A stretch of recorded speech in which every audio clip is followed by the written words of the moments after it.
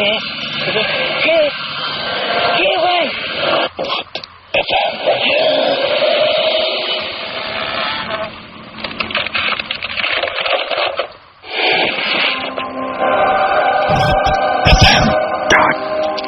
সময় ঠিক 11:59 আর সপ্তাহ ঘুরে আবারও ফিরে এলাম আমি রাসেল এবং আপনাদের সাথে ফিরে এলাম ভূত এফএম নিয়ে। আর ভূত এফএম এর আজকের দিনটি একদমই অন্যরকম। আজকে দুপুরের পর থেকে প্রচন্ড গরম এবং গরমটা খুব মাত্রাতিরিক্ত। সকালবেলায় শীত একটা ভাব পড়ে গেছে, কিন্তু আজকে আমি দেখতে পাচ্ছি আমার স্টুডিওর কাঁচটা পর্যন্ত থেমে গেছে। তো খুবই অদ্ভুত ব্যাপার এবং একটা জিনিস শেয়ার করতে চাই আজকে শুরুতেই, যেটা মাত্র ঘন্টা দেড়েক বা ঘন্টা দুয়েক আগে আমি মানে একদম চোখের সামনে দেখলাম। সেটা হচ্ছে আমি একটা রুমের মধ্যে বসে আমি ফোন করছিলাম আর কি। আমার মোবাইল ফোন না, এটা ল্যান্ড ফোনে আমি ফোন করছিলাম এবং ল্যান্ড ফোনে ফোন করার একটা মুহূর্তে আমি হঠাৎ করেই খেয়াল করলাম, খুব অদ্ভুত লাগলো। আমি কথা বলতে বলতে ঠিক যার সাথে কথা বলছিলাম তার সাথেই মানে কি ওইদিকে মনোযোগটা ছিল। হঠাৎ করে আমি আমার হাতের বাঁ দিকে তাকিয়ে দেখলাম যে জানালার কাছে আমার একটা ছায়া পড়েছে এবং আমার ছায়াটা ঠিক আমার মতোই দেখতে, জানালার কাছে যেহেতু, কিন্তু আমি যেভাবে ফোন ধরে আছি সে ঠিক ফোন ধরে নাই। সে যেটা করছিল জাস্ট কবজির উপরে থুতনিটা রেখে মনে হচ্ছে যে ঘুমিয়ে পড়বে, এরকম একটা অবস্থা। আমি একদম একভাবে তাকালাম এবং আমার সাথে আই কন্ট্যাক্ট হলো। আমি কিন্তু মানে একদম ঠিক দেখলাম এবং তারপর যেটা হলো যে আমি আবার সঙ্গে সঙ্গে চোখটা ফিরিয়ে নিলাম, বেশিক্ষণ তাকিয়ে থাকতে পারিনি। একটু পরে দেখলাম যে হ্যাঁ, সেও তার যে শরীরের যে মানে অঙ্গভঙ্গি আর কি সেটা চেঞ্জ করলো, মাথা চুলকাতে শুরু করলো। আমি যা দেখেছি সম্পূর্ণ ভুল দেখতে পারি, হতেই পারে। আমি যা দেখেছি সম্পূর্ণ ঠিক দেখতে পারি, হতেই পারে।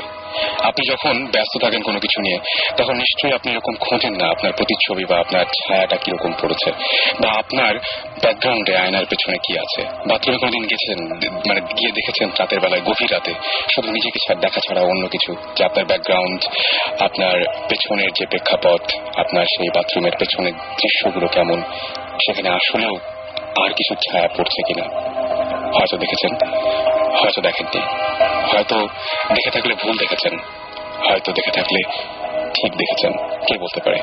যাই হোক, কেউ বলতে পারুক আর না পারুক, আমাদের সঙ্গে রয়েছেন রেগুলার আমাদের মতোই একজন লিসনার এবং আমাদের ভৌতিক টিম এখন এসে পৌঁছনি। তারা নিশ্চয়ই কিছু করে আমাদের পৌঁছে যাবেন এবং আপনাদের যেটা করতে হবে, আপনাদের অনুভূতিগুলো শেয়ার করতে হবে আমাদের সাথে। আর সেই জন্য যেটা করতে হবে, শাউট লিখে স্পেস দিয়ে আপনার নাম লিখে স্পেস দিয়ে আপনার মেসেজটা লিখে পাঠিয়ে দিতে হবে 9840 নাম্বারে। একটা সুখবর আছে, সেটাও দিতে চাই যে আপনাদের গল্পগুলো পাঠাতে সমস্যা হয়। সো আমাদের একটা ইমেল অ্যাড্রেস আছে, সেটা হচ্ছে bhutfm@radiofurti.fm। আমি বানানটা বলে দিই, BHOOT ভূত আবার একসাথেই FM @radio RADIO রেডিও ফুর্তি FOORTI ফুর্তি.fm। এখানে আপনার ইচ্ছা করলে যে কোনো আপনার অ্যাকাউন্ট থেকে ইমেল করতে পারেন এবং সেই ইমেলে আপনাদের ঘটনাগুলোর ডিটেইল আমরা জানতে পারি, যাতে করে আপনার সাথে কন্ট্যাক্ট করতে পারি। সো আমাদের এখন তো মানে এই সমস্ত হলেই আমাদের যিনি অতিথি আজকে আছেন এবং তার কাছ থেকে আমরা মূলত গল্পগুলো শুনবো। তার সাথে অদ্ভুত কিছু ঘটনা হয়েছে এবং তিনিও আপনাদের অনেকের মতোই ভীষণ আগ্রহী ছিলেন, চেয়েছিলেন আমাদেরকে আপনাদের মতো এই গল্প বা ঘটনাগুলো জানাতে। কিন্তু ঘটনা জানানোর ক্ষেত্রেই হলো বাধা, মানে কোনো একটা শক্তি বা কোনো একটা কিছু যেন চায় না আমরা ঘটনাগুলো জেনে যাই। সেই ব্যাপারটা দিয়ে শুরু করছি আজকের ভূত এফএম। আমি শুরুতে আপনার পরিচয়টা একটু জানবো। আমি নূর আহমেদ। আমি লাস্ট নেমটা উচ্চারণ করছি না এই কারণে যে অনেকেই আমার লাস্ট নেমে আমাকে চিনতে পারেন, এই কারণে আমি উচ্চারণ করছি না। একদমই দরকার নেই। তবে ওল্ড টাউন নামে আপনি আমাকে করতে পারেন, রিকগনাইজ করতে পারেন। ওল্ড টাউন, তাহলে আমরা সবাই আপনাকে ওল্ড টাউন হিসেবেই এখন কথা বলি, আমরা ওল্ড টাউন হিসেবে। ওল্ড টাউন, আপনার তো গল্প ছিল কিছু এবং সেই গল্পগুলো আপনি আমাদের সাথে শেয়ার করতে চেয়েছিলেন। তারপরে একটা পর্যায়ে আপনি আমাকে SMS করে জানালেন যে আপনি শেয়ার করতে চান না, কিছু প্রবলেম হচ্ছিল আপনার সাথে। সো পুরো আমরা সেই ব্যাপারটাই জানতে চাচ্ছি কি হয়েছিল, ঘটনাটা না, মানে জাস্ট যেহেতু আপনি ঘটনাটা আসলে শেয়ার করতে চাচ্ছেন না, তো সেই ঘটনাটা শেয়ার করার ক্ষেত্রে কি কি বাধা এসেছিল? প্রথমত আমি যে যখন আপনাদের এই ভূত এফএম নিয়ে কাজ করার কাজ দেখি, কাজ শুনি, আসলে শুনি, তখনই আমার আগ্রহ জাগে এবং ছোটবেলা থেকেই আমি প্রচুর কৌতূহলী। যে কোনো বিষয়, বিশেষ করে নর্মাল যদি কোনো কিছু হয় তার প্রতি আমার প্রচুর কৌতূহল থাকে। তো আমার ইচ্ছা ছিল যে আপনাদের সাথে যোগাযোগ করে আমার জীবনে ঘটে যাওয়া কিছু ঘটনা শেয়ার, সেগুলো আপনি আমাদের সাথে বলবেন।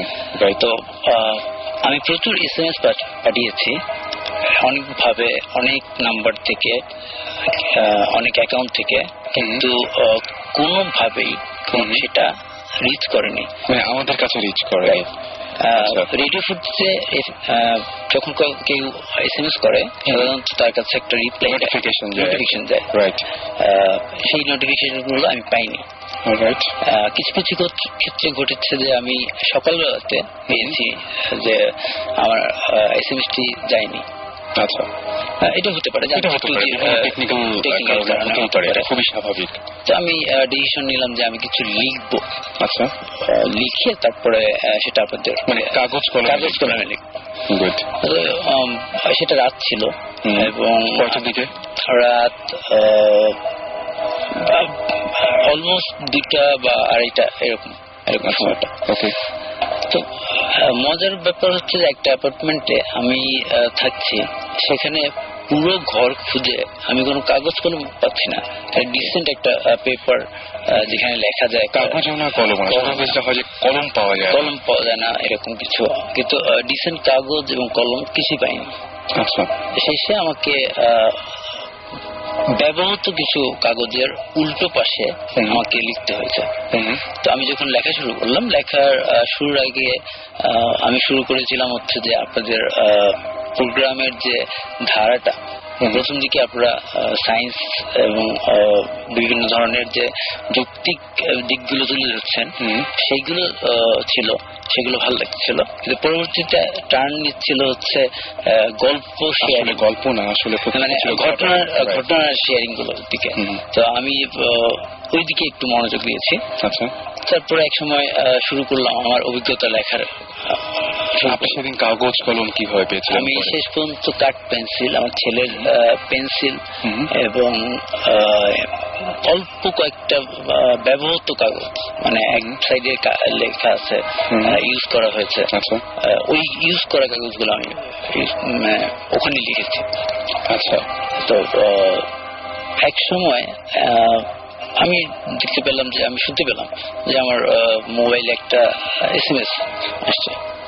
তো আমি সেটা কেয়ার করিনি প্রথমে, অনেক কিছু আসে।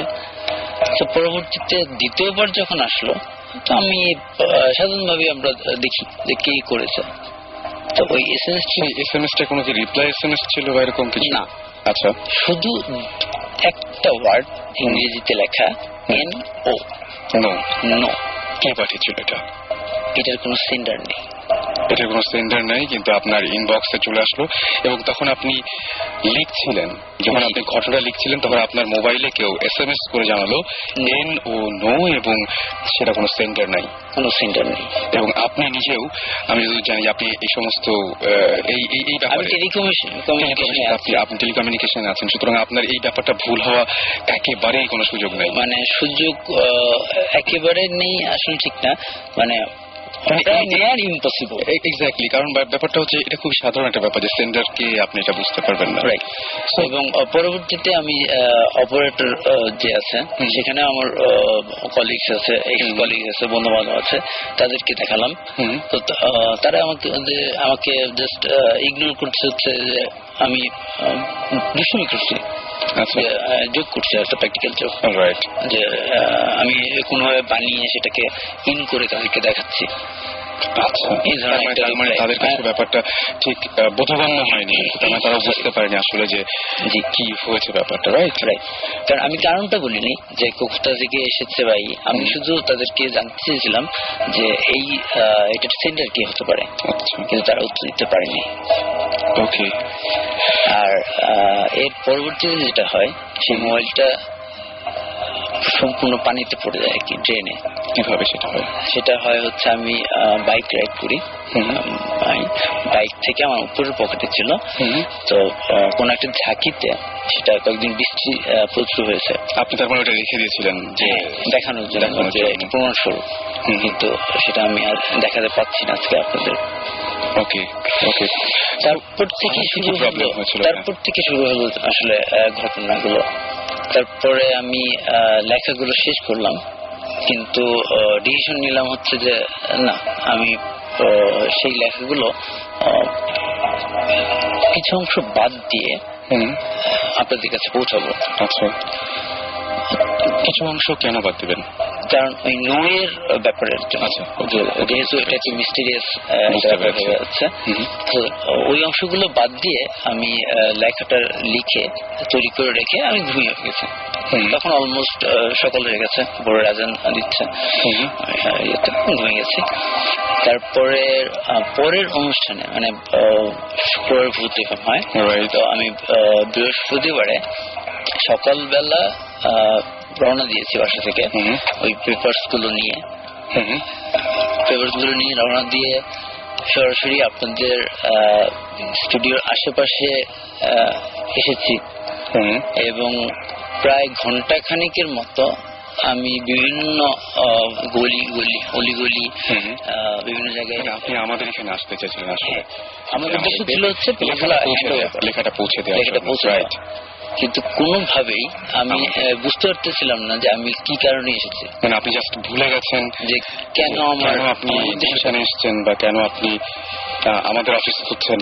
না, আমাদের অফিসের কথা মনে নেই, কিন্তু এটা কি আগে কখনো আপনার এরকম হয়েছে যে মাঝে মাঝে এরকম হয়েছে বা এরকম ভুলে? না, আমি বাসা থেকে টার্গেট নিয়ে বেরোচ্ছি একটা জায়গায় কাজ করার জন্য, এটা ভুলার কথা না। আর আমার এখানে মানে সবচেয়ে বড় যে অবাক বিষয়, যে আমি কোনো কিছু নিয়ে বের হইনি, আমি শুধু কাগজ দিয়ে বের হয়েছি, সেটা আপনাদের রেজিস্ট্রেশনে রেখে আমি চলে যাবো। ওকে, এটা ছিল আমার, বুঝতে পেরেছি। কিন্তু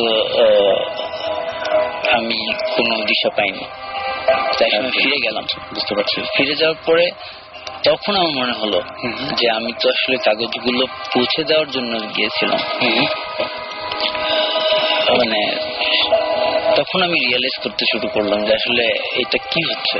রাইট, মানে আপনি যখন আমাদের অফিসের এই জায়গাটা আসলেন বা গুলশানের আশেপাশে ঘুরে গেছেন, আপনার একবারও মনে পড়েনি যে কেন আপনি এসেছেন বা কি কারণ, এর পেছনে কোনো কিছু আপনি খুঁজে পাননি? ওকে, মানে এটা খুবই খুবই অদ্ভুত টাইপের একটা ব্যাপার। এবং এখনো পর্যন্ত আপনার ওই SMS এর ব্যাপারটা খুব রহস্যজনক, যে কে SMS পাঠিয়েছিল আপনাকে, এবং তারপরে আপনি যে আমাদের অফিস খুঁজে পেলেন না, এই পুরো ব্যাপারটাই খুবই রহস্যজনক। এবং রহস্যের শুরুই হচ্ছে SMS দিয়ে। ওকে, তো তারপরে যেটা আমরা করলাম যে ঠিক আছে, ফরগেট অল থিংস, কোনো কিছু শেয়ার করবো না। তখনই আপনাদের সাথে আমার হলো, SMS সেন্ড করলাম, সাথে সাথে রিপ্লাই পেলাম যে এটা অ্যাকনোলেজ। এবং যখন আপনি ডিসিশন নিলেন যে আমাদেরকে আসল ঘটনাটা বলবো না, তখন আপনি দেখলেন যে আপনার SMS-টা গেল এবং আপনার সাথে কমিউনিকেশন আমার হলো। এবং আপনি এখনো নিশ্চয়ই আপনি ডিটারমাইন্ড হয়ে এসেছি যে আমি ওই অংশটুকু, যে অংশটুকু আসলে মূল অংশটুকু, ওই অংশটুকু আমি বাদ দেবেন। তবে মানে আমি এর মাঝখানে একটু বলি যে আমাদের মাঝখানে আবারও মানে ফিরে এসছেন আমাদের সুমন ভাই। সবাই অনেক SMS করে বলেছিলেন যে সুমন ভাই কবে আসবেন, সুমন ভাই কবে আসবেন, এবং ফাইনালি সুমন ভাই আমাদের সাথে এখন। তো সুমন ভাই, সবাই একটু হ্যালো বললে খুব মনে হয় অনেকেই অনেক দিন ধরে ওয়েট করছিল এটার জন্য। সুমন, হ্যাঁ, আমি কয়েকদিন ছিলাম না, ডেফিনেটলি। লাস্ট কয়টা এপিসোড শাকিব? 10-12টা হবে। এতগুলো না, 4টা, 1 মাস ছিলাম না, দেশের বাইরে ছিলাম। শাকিবরা নিশ্চয়ই অলরেডি বলেছে যে কেন বাইরে। এনিওয়েজ ফিরে এসেছি, এবং কিছু ইন্টারেস্টিং এক্সপিরিয়েন্স হয়েছে, যেটা নিয়ে আমরা একটু পরে আবার আলাপ করবো। জাস্ট টু সে হাই, সবাই হোপফুলি ভালো আছে। এবং আমি যা শুনতে পেলাম যে ভূত এফএম এখন বেশ হিট একটা শো, শুনে খুবই ভালো লেগেছে যে সবাই শুনছে, খুব ভালো। আচ্ছা, ভয় পাচ্ছে, হ্যাঁ, ভয় দেখানোটা তো আমাদের মেইন কাজ অ্যাকচুয়ালি। এনিওয়েজ, আমরা আবার এই যে আমরা ঘটনাটা শুনছিলাম, এটা খুবই মানে অদ্ভুত টাইপের একটা ব্যাপার না? আমি একটু বলি যে ব্যাপারটা কি হয়েছিল, একটু ছোট্ট করে বলি। সেটা হচ্ছে যে উনি আমাদের ভূত এফএম শোনার পরে ওনার একটা ঘটনা ছিল, যে ঘটনাটা আমাদের সাথে শেয়ার করতে চেয়েছিলেন, এবং উনি যখন আমাদেরকে SMS করেন তখন SMS আসে না। উনি আমাদেরকে নানাভাবে কমিউনিকেট করার চেষ্টা করেন, ব্যর্থ হন। তারপরে উনি চিন্তা করলেন যে কাগজ কলমে লিখবেন। যখন ঘটনার ওই জায়গাটায় পৌঁছেছেন তখন তার মোবাইলটা বেজে উঠলো এবং তিনি মোবাইলটা অন করে দেখলেন সেখানে SMS এসছে, জাস্ট একটা ছোট্ট ওয়ার্ড, নো। তারপরে এবং তারপরে যে ঘটনাগুলো, সেই ঘটনাগুলো খুব অদ্ভুত। যখন তিনি ডিসিশন নিলেন আবার যে না, আমি কিছু শেয়ার করবো না, তখন আমাদের সাথে তার কমিউনিকেশনটা হলো এবং সে দেখলো যে SMS এসছে, যে হ্যাঁ আমরা তার SMS পেতে শুরু করলাম। এবং ফাইনালি ও লাস্টে আজকের দিনে যে ঘটনাটা ঘটছে সেটাও বলবে। একটু মানে খুবই আমার কাছে অদ্ভুত টাইপের লাগছে। আজকে কি হয়েছে একটু বলবেন? আজকে যেটা হয়েছে, মানে আমি প্রচন্ড অবাক হয়েছি ব্যাপারটা, যে আমি আজকে 1.5 বছর যাবত একটা বাইক চালাই, যেখানে আমি কখনো কিক দিয়ে স্টার্ট করিনি, কখনো না, মানে একেবারে কেনার থেকে আজ পর্যন্ত। আচ্ছা। এবং আজকেও চালিয়েছি, সেলফ স্টার্ট হয়েছে, অনেকবার অনেক জায়গায় গিয়েছি। আমি যখন রওনা দিচ্ছি এখানে এটার উদ্দেশ্যে, তখন জাস্ট প্রেস যখন করলাম, কাজ করছে না। ওকে, মানে সেলফ কাজ করছে না, মিন্স মানে স্টার্ট হচ্ছে না। ওকে, আর এরপরে আমি আরেকটু বলি, আমি কিক দিয়ে স্টার্ট করে আমি চলে এসলাম আপনাদের এখানে, এবং নিচে আসার পরপরই আমি যখন নামলাম এবং অফিসে নিচতলাতে গ্রাউন্ড ফ্লোরে সিকিউরিটির সাথে কথা বলছি যে কিভাবে যেতে হবে, তখনই আপনাদের এই এরিয়ার কারেন্ট চলে গেল, বিদ্যুৎ চলে গেল, লিফট বন্ধ হয়ে গেল। ওকে, মানে আমাকে 9 তলায় হেঁটে উঠতে হয়েছে। অলরাইট, মানে আসলে যদি এগুলোকে আমরা একসাথে ফেলি তাহলে কিন্তু ভয়ঙ্কর রূপ দেয়। হ্যাঁ, মানে আপনার সাথে বারবার করে এটা হচ্ছে। আপনাকে কেউ হয়তো এরকম হতে পারে যে চাচ্ছে না যে উনি এই গল্পগুলো বা এই ঘটনাগুলো আমার সাথে শেয়ার করুন। আমার যেটা মনে হয়, এই ধরনের ঘটনা যেহেতু ঘটছে, সেহেতু এই ব্যাপারটা আজকে আপনি রেডিতে বলছেন ফাইন, বাট আর কাউকে না বলাই ভালো। জিনিসটা আমার মনে হয় চেপে যাওয়াই ভালো, সিরিয়াসলি। আমরা এই টাইপের অনেক কিছু আমরা এক্সপিরিয়েন্স করি লাইফে, মাঝে মধ্যে মনে হয় যে এই জিনিসটা করা উচিত না, তারপরে আমরা করি। এই ধরনের এক্সপিরিয়েন্স আমাদের এই ভূত স্ট্রিমের মধ্যেই হয়েছে, এবং আমরা ওটার জন্য পরে আমাদের সাফারও করতে হয়েছে, এরকম জিনিসও হয়েছে।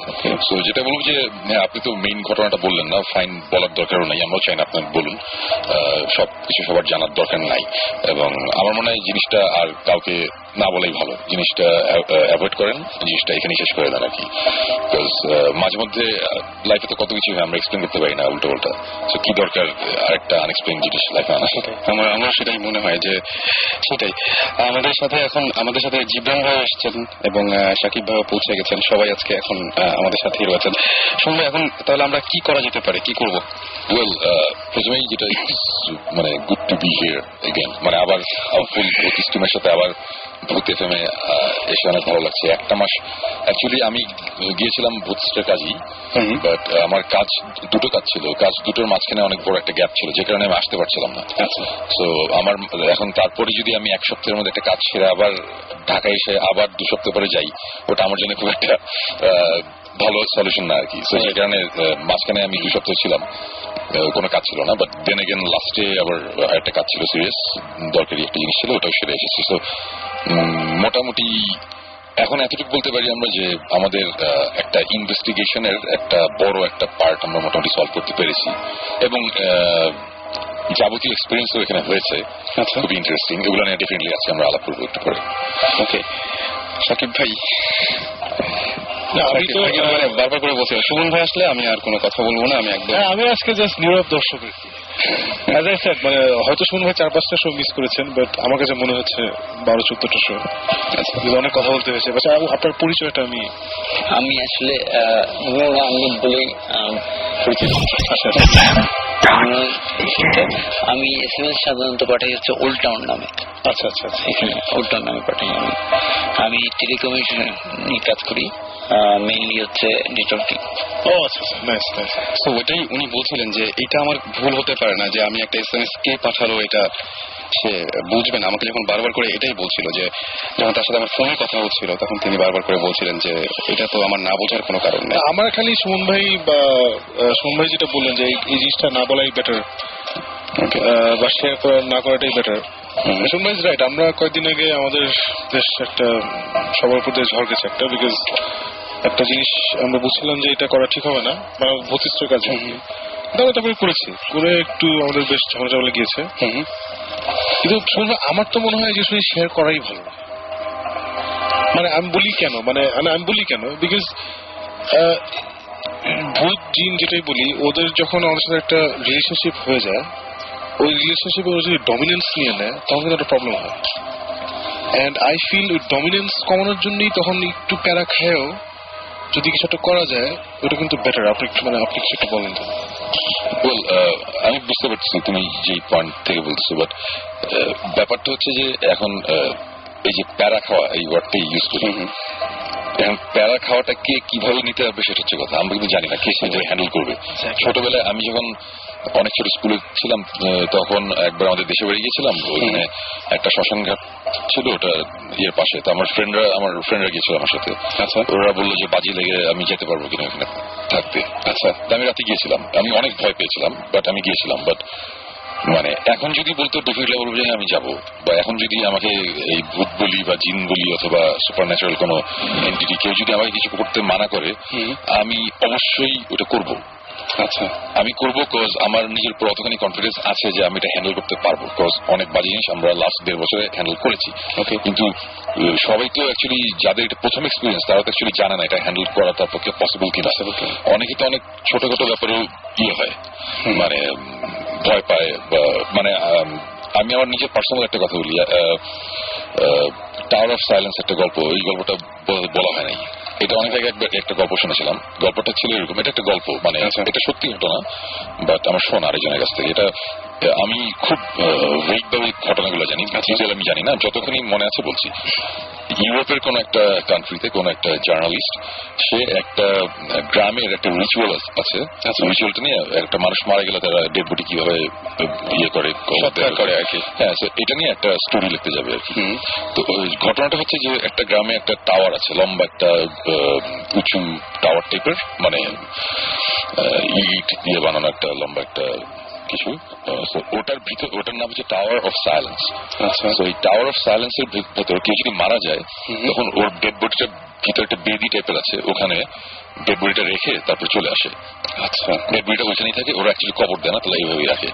তো টাওয়ার অফ সাইলেন্স এর ভিতরে ডেফিনেটলি মানে মরা মানুষ ওখানেই পচিয়ে পড়ে হাত দিয়ে, মানে একসময় আমি এটা জানতাম যে পেরুতে এরকম কিছু যে পিরামিডের উপরে রেখে দিত, পরে কঙ্কাল হয়ে যায়, ওরকম একটা ব্যাপার ছিল। তো সে এই টাওয়ার অফ সাইলেন্স নিয়ে একটু লেখালেখি করবে, একটা জার্নালিস্ট, সে একটা লেখা লিখবে, এই কারণে সে ওখানে গিয়েছে। যাওয়ার পর সে ওখানে থাকলো, 1 দিন 2 দিন থাকলো। আচ্ছা, তো মানুষজনের কাছ থেকে যাবতীয় কোশ্চেন করছে যে কিভাবে কি করো তোমরা, না করো, এগুলো জিজ্ঞেস করে কষ্ট। এখানে আবার একটা ব্যাপার আছে, টাওয়ার অফ সাইলেন্সে কেউ যদি মারা যায়, সে গ্রামের কোনো একজন মারা গেল, তার ডেড বডিটা ভিতরে নিয়ে যেতে পারবে হচ্ছে একমাত্র ওর খুব ক্লোজ যে মানুষটা, মানে সে যে মারা গেছে তার খুব ক্লোজ আত্মীয় বা ফ্রেন্ড, মানে যে সবচেয়ে ক্লোজেস্ট, তার ভেতরে যেতে হবে ডেড বডিটা নিয়ে। কিন্তু সে একাতে পারবে না, সাথে ওরা বোধহয় 2 জন কুলি, মানে 2 জন লোক যারা ক্যারি করার জন্য দেয়। ওদের কাজ হচ্ছে গিয়ে বডিটা ভিতরে নিয়ে যাওয়া। আচ্ছা, and they get paid for it, something like that. So এইসব ইনফরমেশন সে নিচ্ছিল, এবং ওই সময় একজন মারা গেল। মারা যাওয়ার সাথে সাথে ও সরি, আমি বলছিলাম ওইখানে এইসব ইনফরমেশন নিতেও সে এক খুব বয়স্ক এক ভদ্রমহিলার কাছ থেকে, ওই বুড়ি একজন মহিলা, সে একা একা থাকতো। তার সাথে জার্নালিস্টের খুব খাতির হয়ে গেল। তারপর ওর বাসাতে সে থাকা শুরু করলো, ওর বাসাতেই থাকতে দিল এবং সে যাবতীয় ইনফরমেশন নিত ওর কাছ থেকে। তো এইসব ঘটনা ঘটতে ঘটতে কেউ তার মারা যাচ্ছে না, সো সে গিয়ে অ্যাকচুয়ালি দেখতে পাচ্ছে না, আর সে চাইলেও ঢুকতে পারবে না সেটা। সো বুড়ি যে মহিলা, তার আবার কোনো বাচ্চা টাচ্চা কেউ ছিল না, আত্মীয় স্বজন কেউ ছিল না। সো সে এই জার্নালিস্টকে তার নিজের ছেলের মতনই ওর বাসায় রাখলো। আর ও থাকতে থাকতে ভালো লাগছিল। 5 দিন গেল, 7 দিন গেল, 8-10 দিন যাওয়ার পরে হঠাৎ করে মহিলা মারা গেল। মারা যাওয়ার সাথে সাথে এখন তাকে তো টাওয়ার অফ সায়েন্সে নিতে হবে, কিন্তু কারো একজনের যেতে হবে, রিচুয়ালের মধ্যে আছে। এখন কে নিয়ে যাবে কেউ নেওয়ার নেই, কোনো আত্মীয় স্বজন ফ্রেন্ড কেউ নেই, একা থাকতো। তখন সবাই বলে যে তুমি তো লাস্ট 10 দিন তার সাথেই ছিলা, তুমি নিয়ে যাও। তো ও বললো যে আচ্ছা ঠিক আছে, আমি নিয়ে যাবো, অসুবিধা নেই। আর ওর একটু মন খারাপ, মহিলার সাথে তারও খুব ভালো একটা সম্পর্ক হয়েছিল, তো মন খারাপ জীবনে স্বাভাবিকভাবে। তখন ওই যে 2 জন লোক ডেড বডি ক্যারি করা, সে সাথে গেল, গিয়ে দেখলো যে ভিতরে এরকম একটা বেদির মতন আছে, একটা টাওয়ার, এবং উপরে ইয়ে খোলা, মানে কোনো ছাদ নাই আর কি, লম্বা একটা গোল শেপের লম্বা একটা টাওয়ারের মতন, উপরে কোনো ছাদ নেই, সে মাঝখানে বেদিটা রাখা। ওই বেদির ওখানে অনেক কঙ্কাল টঙ্কাল পড়ে আছে অলরেডি, মাটিতে অনেক কঙ্কালের জিনিসপত্র পড়া, হাড্ডি। তো ওইগুলো দেখলো, ও মনে মনে সব পয়েন্ট করলো যেগুলো সে লিখবে। আচ্ছা, তো তারপরে ডেড বডিটা ওখানে রাখলো, রাখার পরে সে চলে আসলো। আসার পরে তখন বললো যে তার কাজ শেষ, মানে এখন ওই মহিলাও নাই, মারা গেছে, তো এখানে তার থাকার কোনো কারণ নেই। তো সে তখন চলে গেল। চলে যাওয়ার পর সে লেখাটা যখন প্রায় ফাইনাল করে ফেলছে, যখন এডিটরের কাছে দিবে, তখন দেখলো যে তার 2-একটা কোশ্চেন রয়ে গেছে, যে এটা কি ওটা কি, একটা জিনিস এডিটর থেকে জিজ্ঞেস করেছে তুমি এগুলো ক্লিয়ার করো। আচ্ছা, তখন সে বললো যে আচ্ছা এটা তো আমি জানি না, আমি ওখানে ছিলাম, তারপরে আমার জানা নেই। তো তখন সে ডিসিশন নিল সে আবার ব্যাক করবে। সে তখন আবার ওই গ্রামটাতে ব্যাক করলো। ব্যাক করার পরে যেটা হলো যে গিয়ে দেখে যে কোইন্সিডেন্স, সেদিন একজন লোক মারা গেছে। এটা মানে মাসখানেক পরের কথা, সেদিন একজন মারা গেছে এবং তাকে তখন ওরকম নিয়ে যাওয়া হচ্ছে টাওয়ার অফ সাইলেন্সে। তো তখন সে সাথে সাথে গেল ওই টাওয়ার অফ সাইলেন্সে, কিন্তু ভিতরে তো সে ঢুকতে পারবে না, সে কেউ না, সে ঢুকতে পারবে না। যখন ডেড বডিটা নিয়ে যখন ঢুকলো ওরা, সে বাইরে দাঁড়িয়ে আছে, বাইরে অন্যান্য অনেক লোক দাঁড়ানো। হঠাৎ করে শুনে যে ভিতর থেকে অসম্ভব জোরে চিৎকার, একটা ভয়ঙ্কর চিৎকার। এবং সাথে সাথে দেখা গেলো যে ওই যে রিলেটিভটা গিয়েছিল, আত্মীয় বা সে দৌড় দিয়ে বের হয়ে আসলো। আরেকজন যে ক্যারি করছিল, 2 জনের মধ্যে একজন দৌড় দিয়ে বের হয়ে আসছে, আরেকজন নাই। এবং তখন বলে কি হয়েছে, কেউ কোনো মানে ওরা পাগলের মতন চিৎকার করতেছে।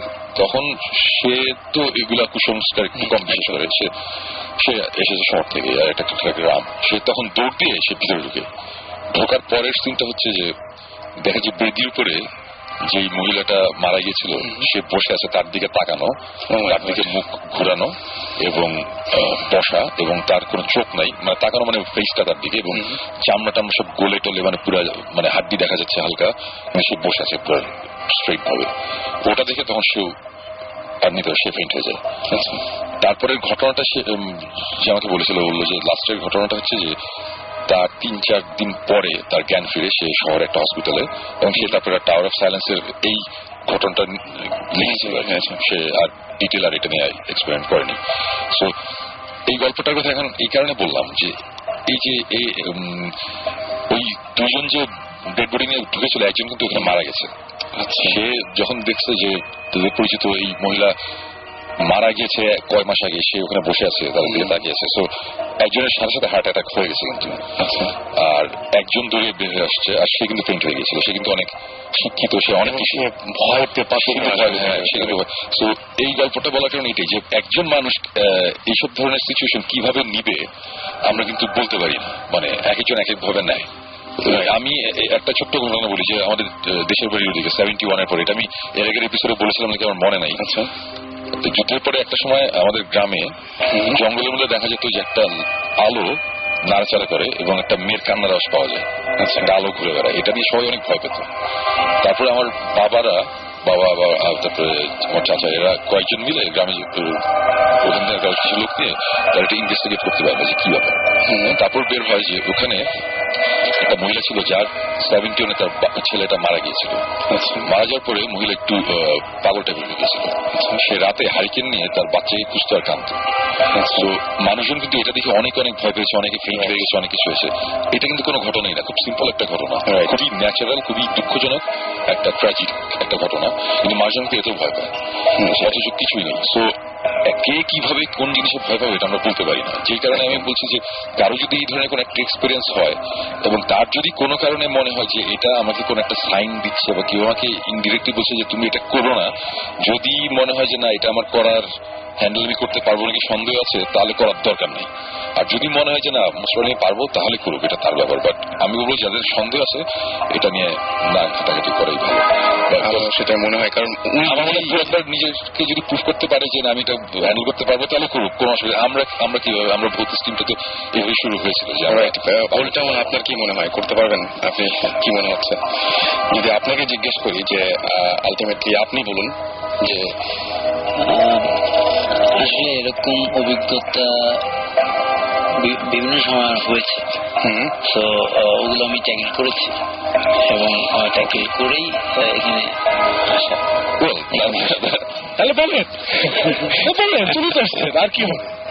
সেকেন্ড টাইম আসতে বলে আসলেন না, অসুবিধা নেই, চলে আসছে, বলেন। আপনি তাহলে আমার মনে হয় যে কি এখন কি মনে হচ্ছে বলবেন? ওই ঘটনা ছাড়া আমি বিভিন্ন অন্যান্য যে ধরনের ঘটনাগুলো আছে সেগুলো বলতে পারি। আচ্ছা, প্রথমে শুরু করি হচ্ছে আমার ছোটবেলা নিয়ে। আচ্ছা, আমার ছোটবেলা খুব রেস্ট্রিক্টেড কেটেছে। তো আমার যে বাড়িটা ছিল পুরনো একটা বাড়ি, যেটা আমার আব্বা কিনে নেন, সেটা জমিদার বাড়ি ছিল। আচ্ছা, তো একটা রুম আমি পাই থাকার জন্য।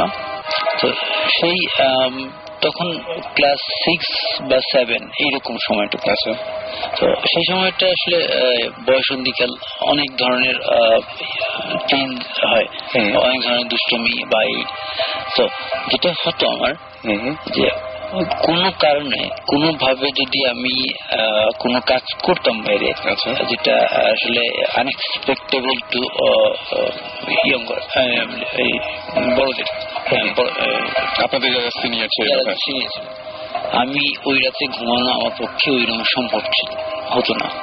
আচ্ছা, প্রচন্ড ভয় আমাকে ধরত এবং যেটাকে বলে বুয়াই ধরায় বলে বা এরকম এই ধরনের প্রবলেম হতো। কোন একটা অকারেন্স করে যদি আমি বাসায় ফিরতাম এবং ওইরকম ঘুমাতাম, মানে কোনোভাবেই ঘুমাতে পারতাম না। কিন্তু সেই রাতগুলো কিন্তু আমি পার করেছি, ওইরকমই পার করেছি। ওকে, এটা একটা ব্যাপার। একটা ব্যাপার যে ওই রুমটাতে যদি কখনো গেস্ট আসে তো ওই রুমটা ইউজ করতে দেওয়া হতো। আমি তখন শেয়ার করতাম অন্য ভাই বোনদের সাথে। তো ওই রুমে যেসব গেস্ট থেকেছেন তারা দ্বিতীয়বার আর ওই রুমে থাকতে চাননি কখনো এবং ফিরে আসেননি। কেউ কেউ তাদের এক্সপিরিয়েন্স বর্ণনা করে গেছেন এবং কেউ কেউ পুরোপুরি চেপে গেছেন এবং একসময় দেখা গেছে যে তাদের সাথে আমাদের অনেক দূরত্ব তৈরি হয়ে গেছে। আচ্ছা, মানে কেউ আর পরে ওইটা বলেনি যে কি হয়েছে। ওই ঘরে আসলে কি হতো আপনি কি জানেন বা এরকম? একটা ঘটনা বলি। ওই রুমটা আসলে ড্রয়িং কাম আমার বেডরুম ছিল। তো সোফা আছে এবং আমার বিছানাতে আছে, বালিশ আছে। তো একদিন আমার আম্মা আমার খুব বকা শুরু করলেন। কি ব্যাপারটা হচ্ছে যে সমস্ত বালিশ কুশন সবগুলো মেঝেতে ফেলা। একটা কুশন উড়ে যেতে পারে না, কোনোভাবে পসিবল না যে উড়ে যাওয়া, কিন্তু সেটা মেঝেতে ফেলা এলোমেলো করা। আচ্ছা, এটা আপনি করেননি? আমি করিনি, বা অন্য কেউ করেনি? অন্য কেউ। তখন আমি এবং আমার মা ছাড়া বাসায় কেউ ছিল না। তো আম্মা সরাসরি আমাকে ধরল যে এটা তোর কাজ। আমি যতই ডিনাই করি ততই মা এটা মানতে রাজি না, কারণ উনিও করেননি। স্বাভাবিকভাবে এটা তো মানবেন না উনি। এটা একটা মানে এরকম কি হয়েছে আপনার যে আপনি সাধারণত কোনো সময় এরকম হয়েছে যে একটা কাজ করেছেন কিন্তু পরে আবার ভুলে গেছেন? না, এই ধরনের ঘটনা খুব আমার মনে পড়ে না যে ভুলে গেছি, সত্যি যদি ভুলে দিয়ে থাকি। আচ্ছা আচ্ছা আচ্ছা, সেটাই। তারপর আরেকদিন একটা ঘটনা ঘটেছে, আমি তখন বাসায় ছিলাম না, তো আম্মা আমার ওই রুমটাকে ঠিকঠাক করে জাস্ট গুছিয়ে উনি রান্নাঘরে চলে গেছেন। তো পরবর্তী রান্নাঘর থেকে বের হয়ে যখন উনি অন্যদিকে যাচ্ছিলেন, তখন উনি দেখতে পাচ্ছি মানে কোন একটা মনে হলো যে আমি ফিরে এসেছি, বাসায় ফিরে এসেছি। কৌতূহলী হয়ে উনি রুমে যান, দেখি কেন ফিরে আসলো, তো কলেজ যাওয়ার কথা হয় না, স্কুলে যাওয়ার কথা। তো যে দেখেন যে দেয়ালে যতগুলো পোস্টার আছে, মানে ক্যালেন্ডার, সেটা অনেক আগের কথা, তখন ক্যালেন্ডার ছবি ছিল, ছবি থাকতো, মানে জন্তু জানোয়ারের ছবি আঁকা যেসব ক্যালেন্ডার বা ই ছিল সেগুলো উল্টানো। আচ্ছা। এবং কুশন বা বালিশ না, কুশনে স্পেশালি আঁকা ছিল, কার্টুন বা বিভিন্ন হাতে শুয়ে কাজ করা, শুয়ে কাজ করা। তো সেগুলো পুরোটা উল্টানো, সব ছবিগুলো উল্টে গেছে, মানে উল্টানো মানে হচ্ছে একদিকে সাদা একদিকে বিছানার কাভারটা উল্টানো, তারপরে ছবিগুলো উল্টানো, এরকম টাইপের কিছু একটা, এরকম। ওকে, এটা তো বেশ অন্যরকম একটা কথা, কারণ মনে হচ্ছে উল্টানোর ব্যাপারটা আমার কাছে খুব ইন্টারেস্টিং লাগছে। এই উল্টো ছবি, উল্টো জিনিসপত্রের সাথে আমরা এখন পর্যন্ত রিসার্চ করে যা বের করতে পেরেছি, মানে সাক্ষাৎ শয়তান যেটা বলে, মানে ডেভিল ওয়ার্শিপ করা বা ডেভিল এই টাইপের কিছু, যদি আমরা কিছু দেখি সেখানে উল্টো ব্যাপারটা থাকে আর কি।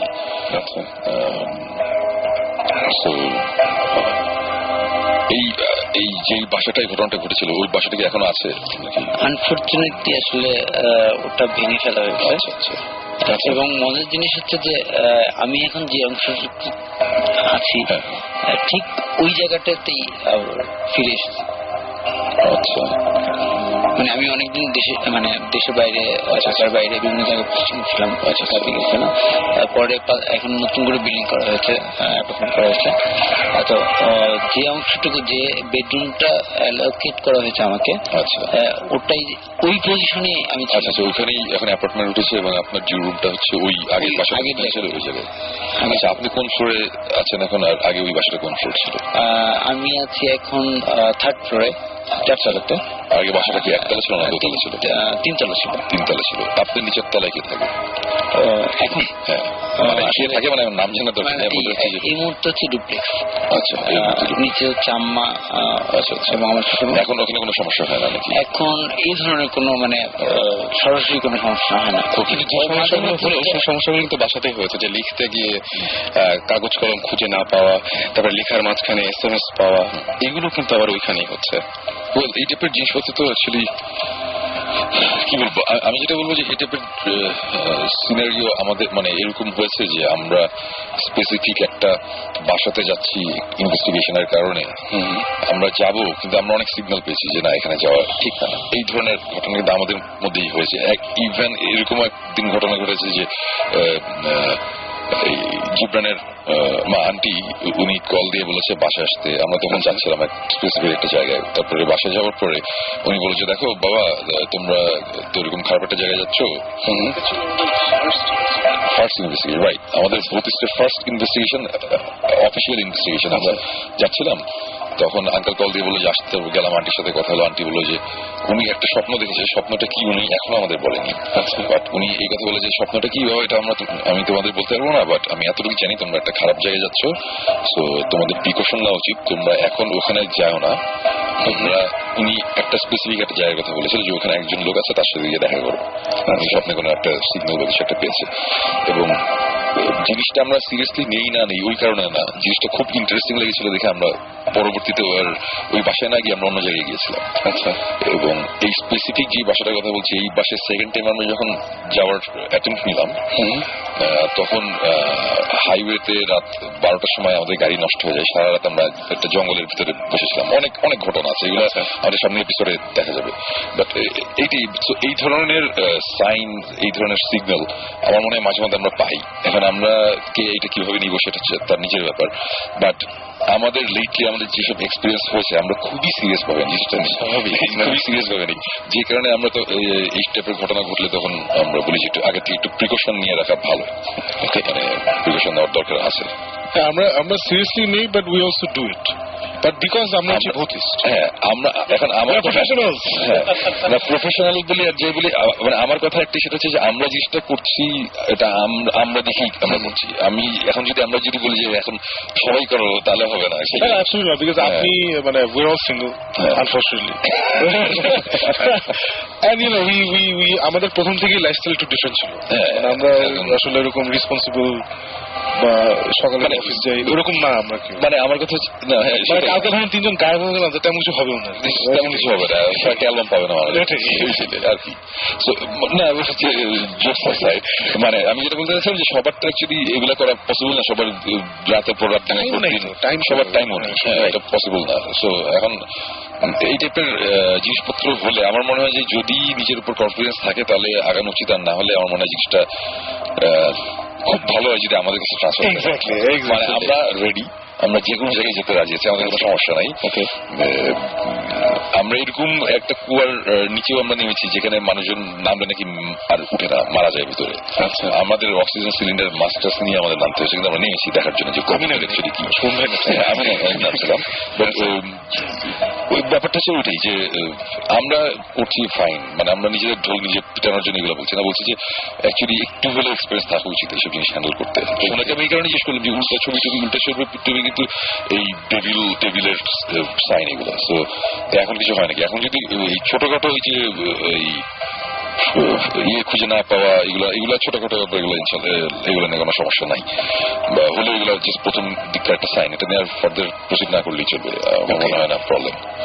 সো আমরা মনে হয় একটা ব্রেকে যাই না, আমরা একটা ব্রেকে যাই এবং ব্রেক থেকে ফিরে আসার পরে আমাদের তো SMS, আমি তার আগে SMS করার নিয়মটা বলে দিই। এবং ওই যে এই ধরনের কোনো কিছু যে আপনি সমস্যা মনে করছেন শেয়ার করতে, সেটা আপনি ইচ্ছা করে ট্রান্সফার করে দিতে পারেন আমাদের কাছে, এবং সেই জন্য আপনাকে করতে হবে শাউট লিখে স্পেস দিয়ে আপনার নাম লিখে স্পেস দিয়ে আপনার মেসেজ লিখে পাঠিয়ে দিতে হবে 9840 নাম্বারে। আর যদি বড় কোনো ঘটনা হয়, যেটা আমরা কি আগামী সপ্তাহে আপনার সাথে জেনে নিয়ে বসবো, এই সপ্তাহে বা এই শোর শেষে আপনি ইচ্ছা করলে আমাদেরকে ইমেল করতে পারেন। ইমেল অ্যাড্রেসটি হচ্ছে bhutfm@radiofurti.fm। এখানে আপনি ইচ্ছা করলে ইমেল করে দিতে পারেন। চলে যাবো গানে, একটা ছোট্ট ব্রেকে যাবো এবং ব্রেক থেকে ফিরে আসবো আবার সবাইকে নিয়েই। আর প্রথম যে গানটা সেটা হচ্ছে ব্যাবাক বিভাগী বাই অর্ণব। চলুন শুনে আসি গানটি।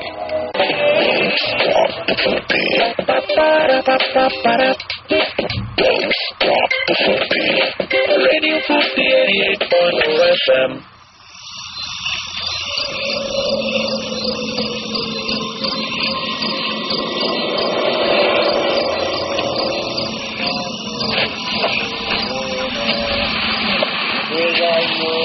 Puno pone to ¿Qué güey? FM.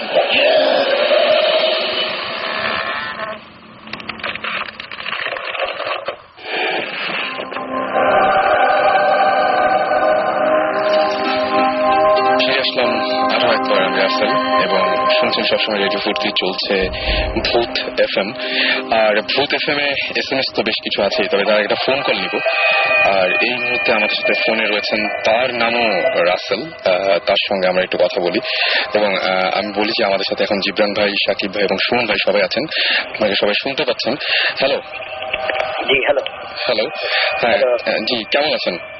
জি ভালো। ভালো আছেন, ওকে। আপনি আমাদেরকে SMS করেছিলেন এবং বলেছিলেন যে আপনার বেশ কিছু ঘটনা আছে, সেই ঘটনাগুলো একটু আমাদের সাথে শেয়ার করবেন।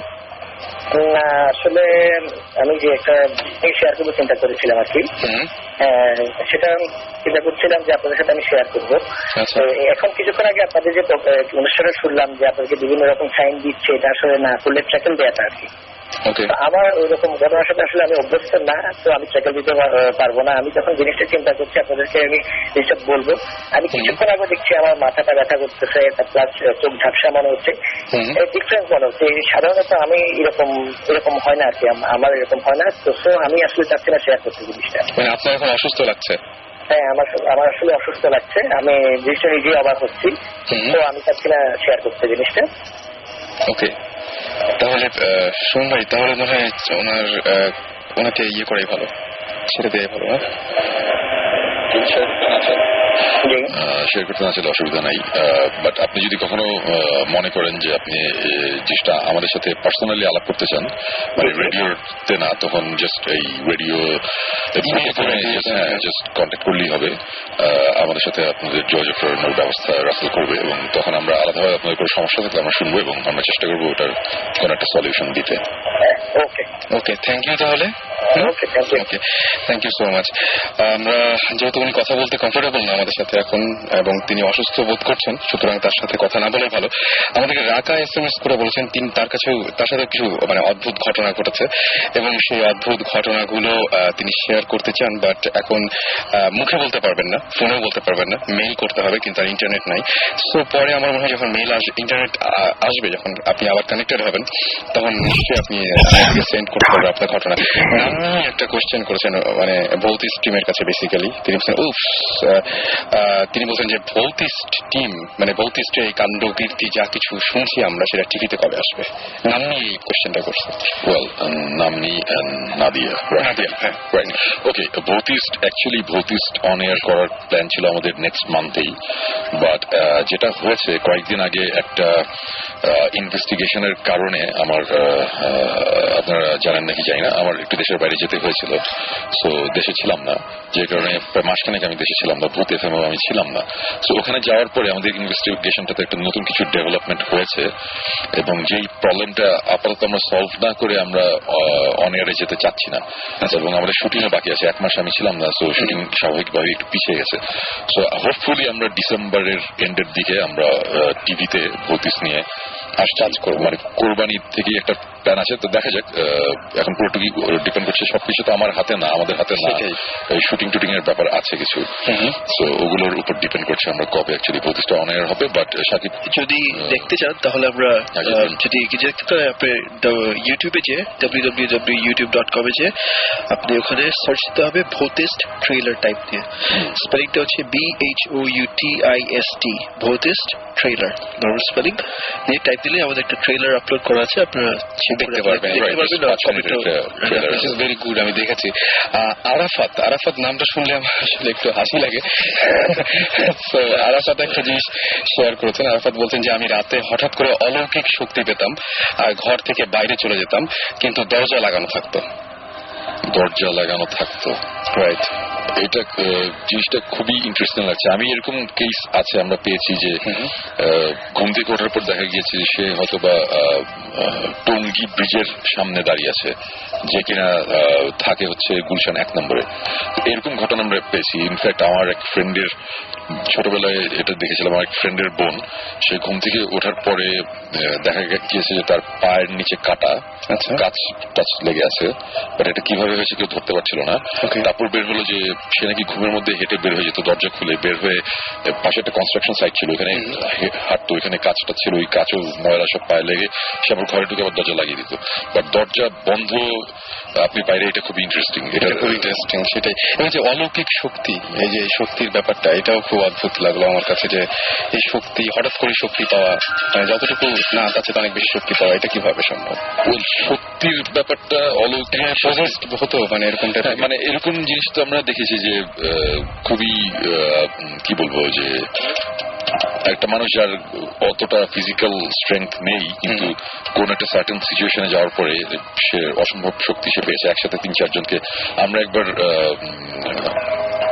এই সাভারের একটু বাইরে একটা জায়গায় আমরা 3 জন গিয়েছিলাম একবার, একটা যে একজনকে নাকি ঘিনে ধরেছে, এটা জিনিস, এক মহিলাকে, এবং আমরা নিজের চোখে দেখেছি সে তাকে 2-3 জন ধরে রাখতে পারছে না, মানে পুরুষ মানুষ, শক্তিশালী লোকজন, ও জাস্ট ধাক্কা দিয়ে ছিটকে ফেলে দিচ্ছে আর কি। এগুলো আমাদের নিজের চোখের সামনে দেখা। সো ডেফিনেটলি এই ধরনের কোনো মানে হলে হ্যাঁ হয়তোবা এই ধরনের কিছু একটা হতে পারে, বাট দরজা বন্ধ উনি বাইরে এটা কিভাবে হচ্ছে আমি এটা বলতে পারছি না আসলে। এটা খুব ইন্টারেস্টিং একটা এই জিনিসটা যদি আবার যদি কখনো হয় বা এই ধরনের ঘটনা ঘটতে থাকলে ডেফিনেটলি আমাদের জানালে আমরা এটা নিয়ে দেখতে পারি যে ব্যাপারটা অ্যাকচুয়ালি কি হচ্ছে।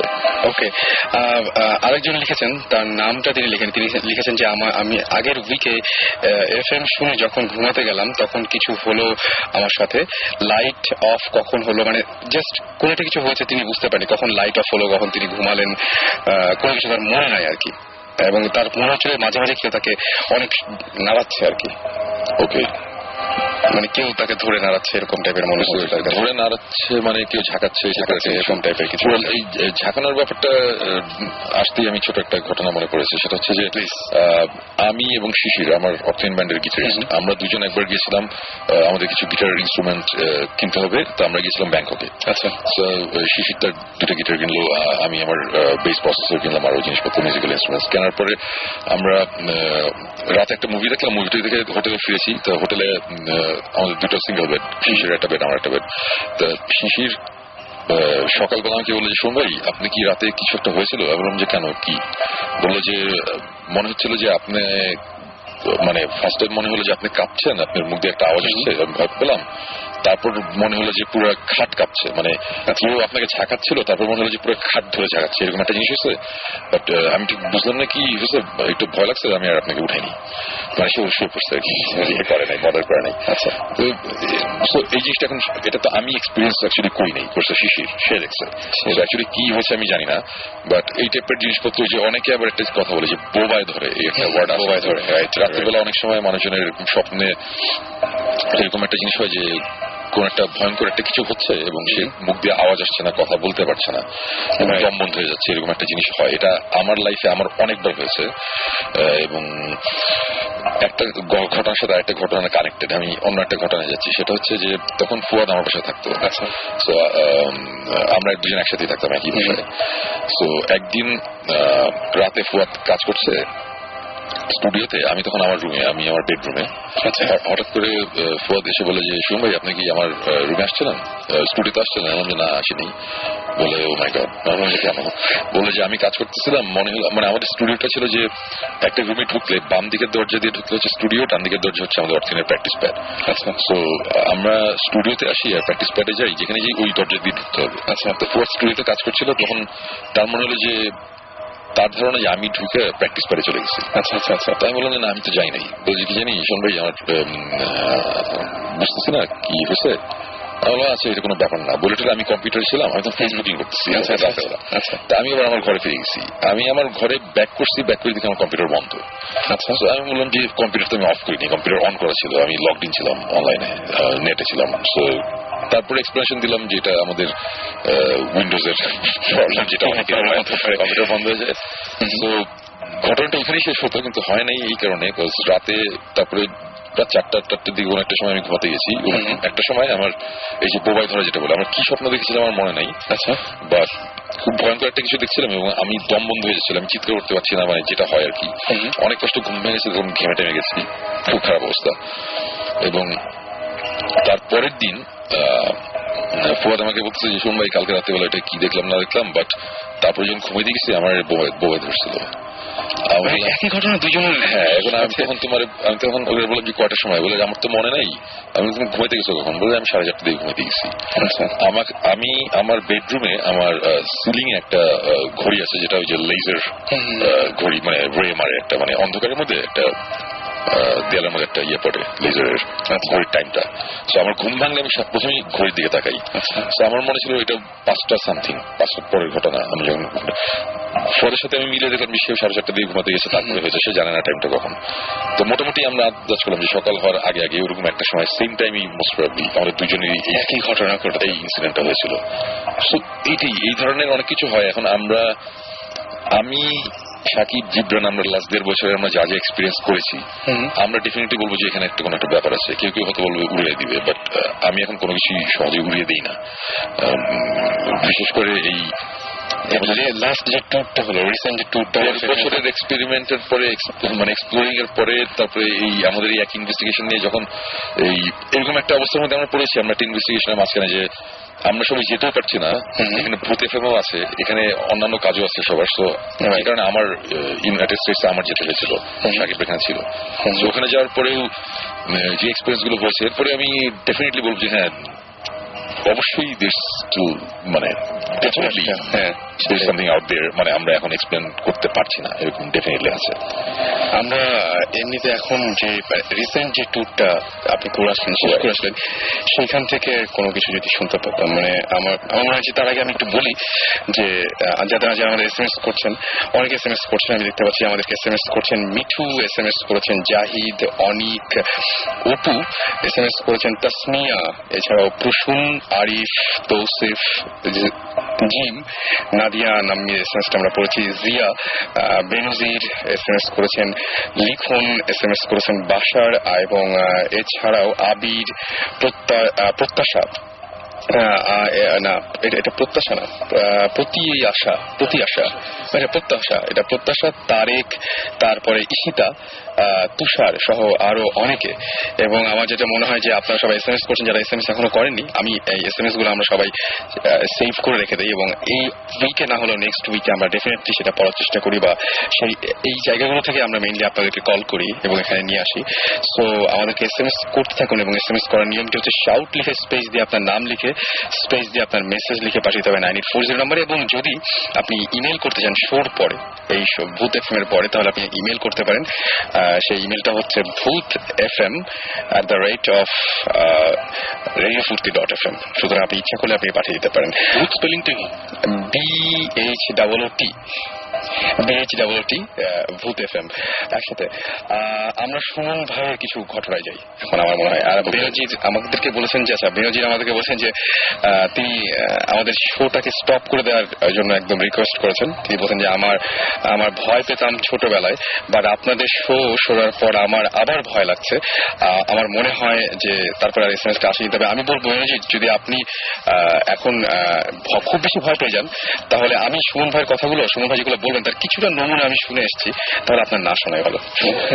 আমরা সুমন ভাইয়ের কথায় আসছি, এর মাঝখানে আমি হঠাৎ করে একটা SMS দেখলাম, প্রসূন নামে একজন বলেছে যে আমাকে প্রায় বোবায় ধরে, কি করব এখন? বোবায় ধরলে কি করব, এটা তো অ্যাকচুয়ালি আমরা তো এটার সলিউশন দিতে পারবো না। তবে আমি প্রথমে সায়েন্টিফিক দিকে যাই।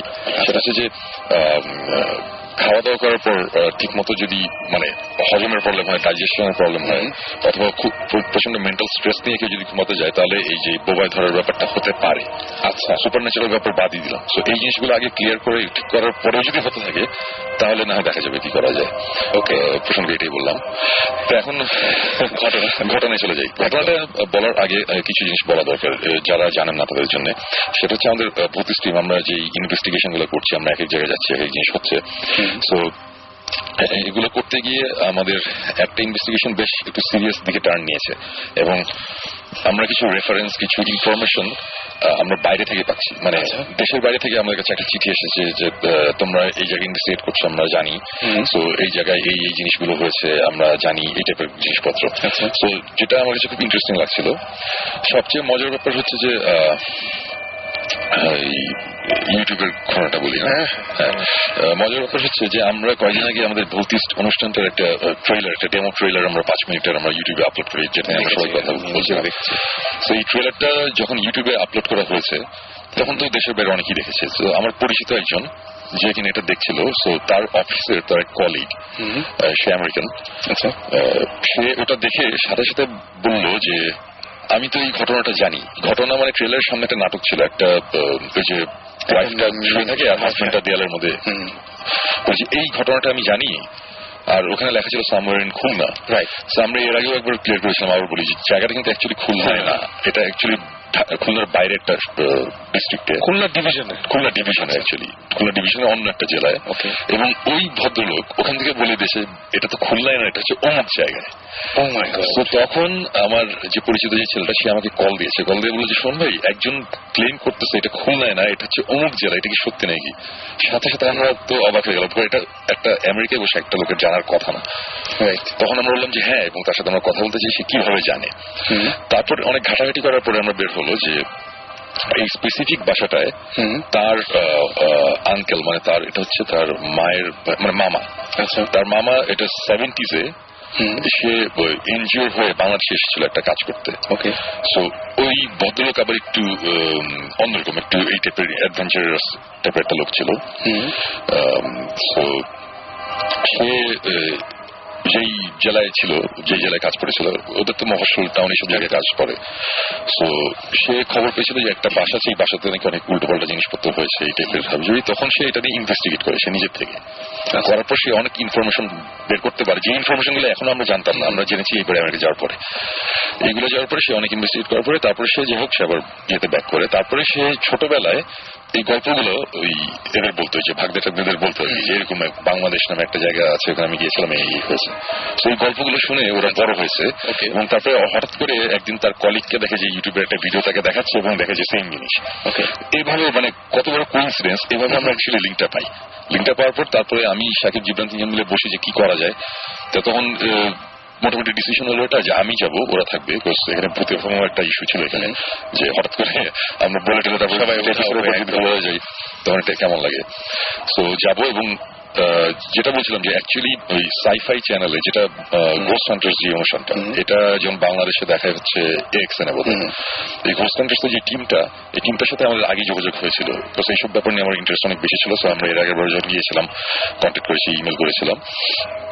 তো ওদের তখন আমি আবার যোগাযোগ করে বললাম যে আমি একটা কাজে আসছি তোমাদের সাথে, আমার মনে হয়েছে যে ব্যাপারটা খুব ইন্টারেস্টিং লাগছিল, যে একেবারে ইন্টারন্যাশনাল একটা ব্যাপার হয়ে গেছে, মানে বাংলাদেশ, আমেরিকা, ইংল্যান্ড, মানে এইসব জায়গার মধ্যে কানেকশন একটা ঘটনা নিয়ে।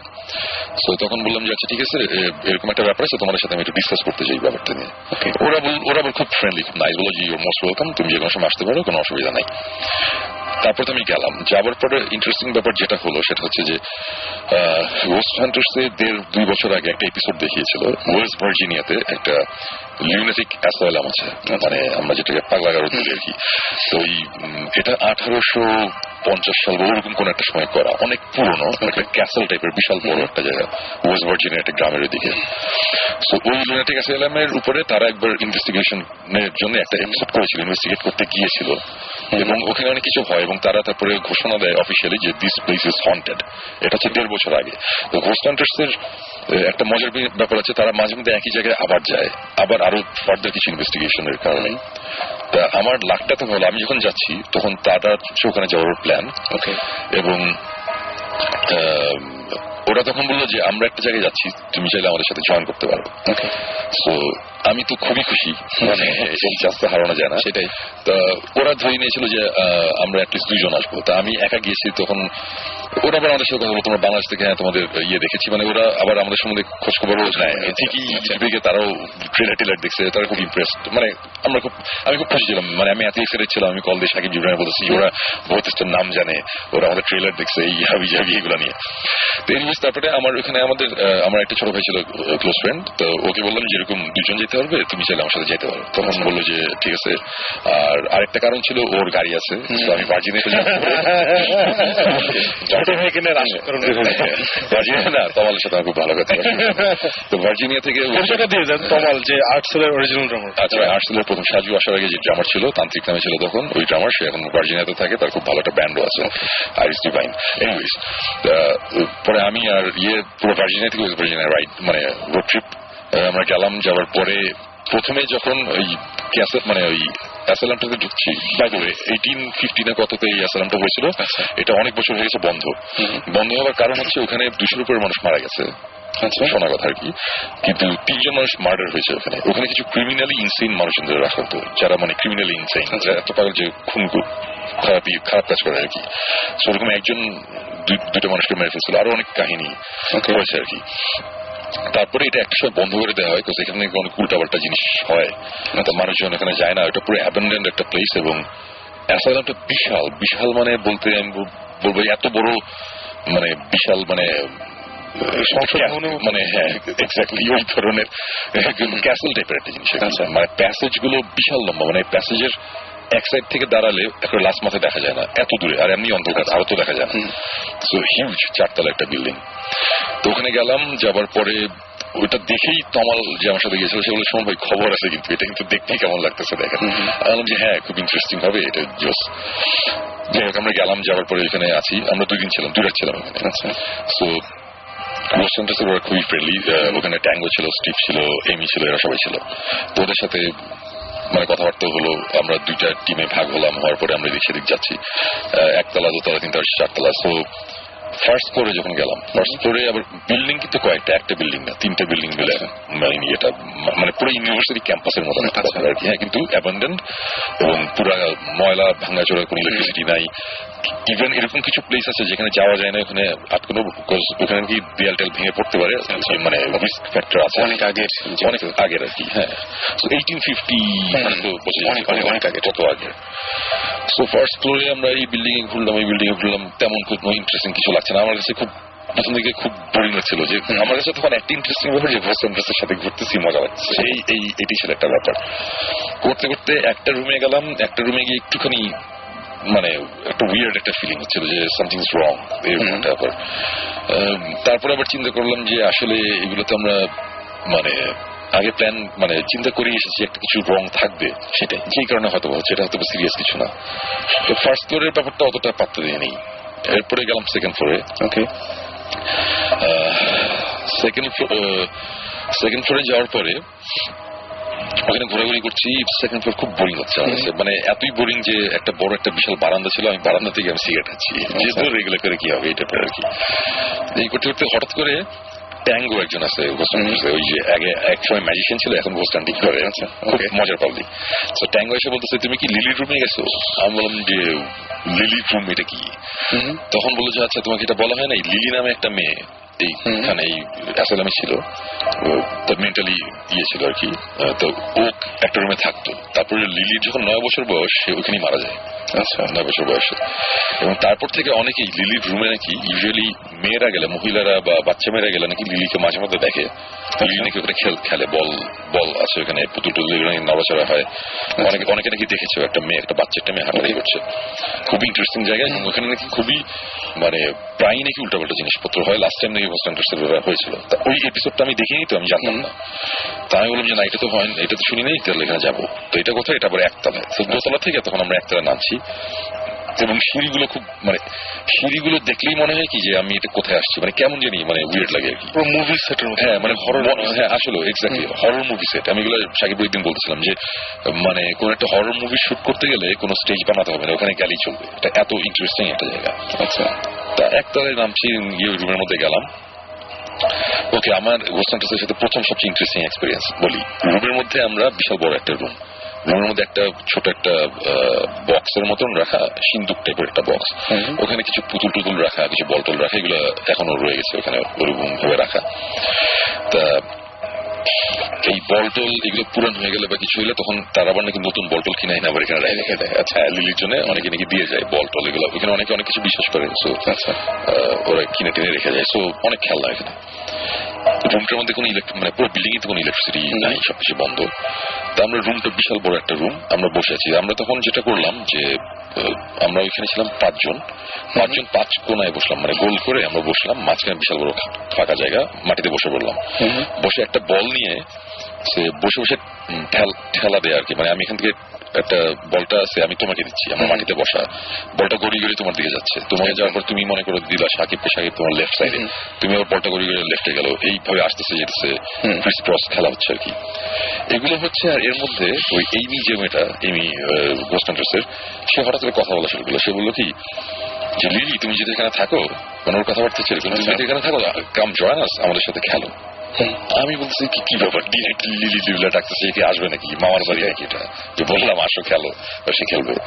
তা তখনও আমি কিন্তু বিরক্ত, আমি মনে মনে বলতেছি যে আচ্ছা গোস্টান্টাসের সাথে ছবিটা, তখন নিশ্চয়ই মনে হচ্ছে যে অনেক বেশি কিছু আমরা দেখেছি। হ্যাঁ, আমরা 1.5 বছর অনেক ছোটখাটো অনেক জিনিস মিস করতেছে। সন্ধ্যায়নে গিয়েই প্রথমে আমাদের যেটা গতকালকে সন্ধ্যায় ফ্রেশ যে গল্প বলছিল যে একতলা প্রথমে প্রচন্ড বোরিং লাগছে সন্ধ্যায়, তা 2তলা গিয়ে দেখছে এটা আরো বোরিং। তখন সন্ধ্যায় কোথাও বলছে দূর এখানে কিছু নাই, হরর অবস্থা যে মানে শোনার অবস্থা নাই, মানে হাউ ডু ইউ নো তোরা কোনো পাওয়ার টাওয়ার আছে নাকি? তোমাকে এগুলো সুপার পাওয়ার না, সুপার পাওয়ার নাই, বাট আমি অ্যাটলিস্ট বুঝতে পারি কোথাও যদি কোনো রকম ইমব্যালেন্স থাকে কোনো কিছুতে, আমি এটা বুঝতে পারি। ওরা আবার এটা খুব খুশি, মানে এই টাইপের জিনিসপত্র। মানে আমি বলতেছি কি ব্যাপার, আমরা না আসছি গোস্টান্টাসের কাছে, গোস্টান্টাস তো আমাদের কাছে আসে না, এটা কেন মানে ইয়ে লাগছিল আর কি। তো এনিওয়েজ, ঘটনা যেটা সেটা হচ্ছে যে ফার্স্ট এনকাউন্টার আমরা খেলছি, মানে বল নিয়ে খেলা আর কি, মানে গড়ি গড়ি বলটা তোমার দিকে আসে যাচ্ছে। এক সময় ওই সেট থেকে কে বলটা মেরেছিল আমার ঠিক মনে নেই, এক সময় একজনের নাম বলতেছি, বাট কেউ একজন বলটা মারছে আমার কাছে। সো বলটা সে আমার দিকে আসছে, হ্যাঁ সোজা ঘুরে ঘুরে সোজা বলটা আসছে হাফওয়েতে, মানে বলটা ঠিক রুমের মাঝামাঝি আসার পরে হাফওয়েতে আসার পরে সাথে সাথে বলটা ডান দিকে টান দেয়। আচ্ছা, মানে হাফওয়ে আসার পর বলটা ডান দিকে যাওয়া শুরু করলো, একেবারে আমার চোখের সামনে জিনিসটা। মানে আমি হঠাৎ করলাম যে হোয়াট দ্য হেল, মানে এটা কি হচ্ছে? বলটা তো সোজা, মানে ফিজিক্স তো বলে সোজা বলটা আমার দিকে আসবে একদম, এবং এখানে কোনো ঢালু জায়গা নাই, কিছু নাই, স্লোপের মতো কিছু নাই, নর্থে যে খোলা জায়গায় আমরা মাঠের মধ্যে খেলছি, বাতাস, সেটা একটা বন্ধ একটা ঘরের মধ্যে। ফ্লোরের স্লোপ থাকলে বল আস্তে আস্তে মানে একটা স্লো কারো সেটা ধাম করে ওই স্লোপ টোপের এক্সপ্লেনেশন এগুলো তো মনে মনে কয়েক মাইক্রো সেকেন্ডে চিন্তা করছি, করার পরে আমি বলছি এটা কি হচ্ছে। বলটা ডান দিকে যাওয়া শুরু করলো এবং বলটা ডান দিকে যেতে যেতে অনেক দূর চলে গেল, বলটা পুরো রুমের লাস্ট মাথায় চলে গেল এবং বিলিভ মি লাস্ট মাথায় গিয়ে বলটা থেমে গেল, থেমে আবার বলটা ব্যাক করা শুরু করলো। মানে এক সেকেন্ডের জন্য থেমেই বলটা আবার ব্যাক করে আবার আসছে, আস্তে আস্তে ঠিক যেখানে সে টার্নটা করেছে ওই জায়গাটা ক্রস করলো, ক্রস করতে করতে বলটা কিন্তু আমার ডান দিকে গিয়েছিল সময়, হ্যাঁ মানে যে মেরেছিল তার লেফটে, আমার ডানে। আমার ডান থেকে বলটা যেতে যেতে আমার চোখের সামনে দেখলাম আমাকে ক্রস করলো করতে করতে বাম দিকে চলে গেল, বাম দিকে আরো সে কত 10 ফিটের মতন গেল। বলটা 10 ফিটের মতন যাওয়ার পরে বলটা ওইখানে ঘুরলো, মানে ক্লকওয়াইজ বলটা একটা ছোট একটা সার্কেলে ক্লকওয়াইজ বলটা ঘুরলো, একবার ঘুরলো, দুইবার ঘুরলো, সেকেন্ড টাইম ঘুরে বলটা থেমে গেল এবং থামার পরে বলটা দুইবার কাঁপলো, মানে শেক করলো, হাত দিয়ে নাড়ছে এরকম, এই যে একটা মানে কেঁপে বলটা থেমে গেল। এটা অ্যাকচুয়ালি আমি মুখে বলছি, মানুষজন কতখানি বুঝতে পারছে আমি জানি না, বাট আমার চোখের সামনে আমি দেখেছি একটা বল গড়িয়ে গড়িয়ে আমার সামনে আস্তে আস্তে হঠাৎ করে বলটা আমার ডান দিকে টার্ন নিল, অনেক দূর গেল, আবার ব্যাক করে আমাকে ক্রস করে আরো বাম দিকে চলে গেল, গিয়ে বলটা ক্লকওয়াইজ দুইবার ঘুরলো, ঘুরে বলটা থেমে গেল, দুইবার কাঁপলো, বলটা থেমে গেল। এবং এই জিনিসটা দেখার পরে এবং তখন দেখলাম কি যে ঘোষান ওরা খুব খুশি, অ্যাজ ইফ মানে লিলি আসছে খেলতে, ওরকম মজা, মানে এটাই তো হওয়ার কথা। আর আমি বলছি হোয়াট দ্য হেল, এটা কি হচ্ছে? এই জিনিস তো হওয়ার কথা না, এটা কেন হবে? একটা রুমের মধ্যে এটা হবে কেন? আমি অনেকক্ষণ ধরে বসে আছি, ওরা খুব খুশি, কিছুক্ষণ থাকলো, এটাই, তারপর আর কিছু হয় নাই, ওরা উঠে চলে গেল। ওরা উঠে চলে যাচ্ছে, তখন আমার সাথে তখন ছিল সে বলে যে সঙ্গে চলেন, আমি বললাম যে আমি যাবো না, আমি একটুক্ষণ আসি। আমার একটু সন্দেহ হচ্ছে, মানে আমি বিশ্বাস করতে পারছি না যে আমার চোখের সামনে এই টাইপের জিনিসপত্র আর ওরা হাসতে খেলতে খেলতে চলে গেল, তো এটা কিভাবে পসিবল?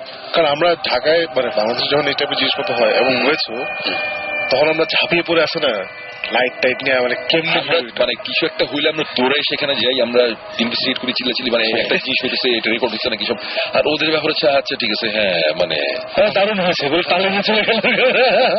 মানে এই টাইপের একটা ব্যাপার আর কি। সো ওরা বের হয়ে যাওয়ার সাথে সাথে আমি যেটা করলাম, আমি সাথে সাথে আমার টর্চ বের করে আমি ফ্লোর দেখা শুরু করলাম, যেখানে এসে বলটা ডান দিকে টার্ন করেছে ওই জায়গাটাতে গেলাম, ওই জায়গায় ছবি তুললাম, মানে হাত দিয়ে ধরে ঘষে দেখলাম, মানে আমি বের করার চেষ্টা করছি কিছু একটা আছে, কিছু একটা ব্যাপার আছে, বলটা এভাবে ঘুরতে পারে না।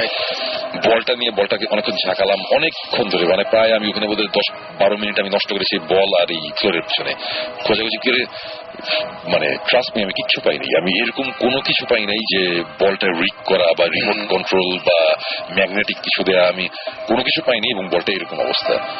এটা হওয়ার পরে আমি তখন ওখানে চলে আসলাম, আসার পরে তখনও কিন্তু আমার মধ্যে একটা ইয়ে যে এটা আচ্ছা ঠিক আছে, বলটা কোনোভাবে ঘুরছে, এটা কোনো ব্যাপার না বলে আবার আমরা গেলাম দোতলায়, দোতলা গিয়ে ঘুরে ঘুরলাম, ওই দোতলা শুনুন ভাই, জাস্ট একটা ইন্টারাপ্ট করি, এগুলো যখন হচ্ছিল তখন ডিজ ইউ ফিল এনিথিং? আমি এটা জিজ্ঞেস করতে চাই, আমি আমার কথাটা হচ্ছে এটাই যে বলটা যখন এগুলো হচ্ছে আমি কিন্তু কিছু ফিল করিনি। হ্যাঁ, আমি যদি তখন ফিল করতাম তাহলে কিন্তু আমি প্রথমেই বিলিভ করে নিতাম যে হ্যাঁ সামথিং ইজ রং, আমি কিছু ফিল করতেছি না, কিন্তু এটা হচ্ছে কেন?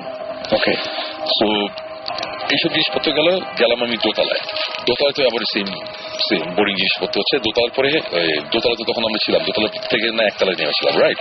তো একতলা থেকে আবার দোতলায় গিয়ে দোতলা থেকে চলে গেলাম 3 তলায়, এটা হচ্ছে 4 তলা একটা বিল্ডিং আর কি। হ্যাঁ, 3 তলায় গেলাম, 3 তলায় যাওয়ার পরে প্যাসেজের ওখানে আছি,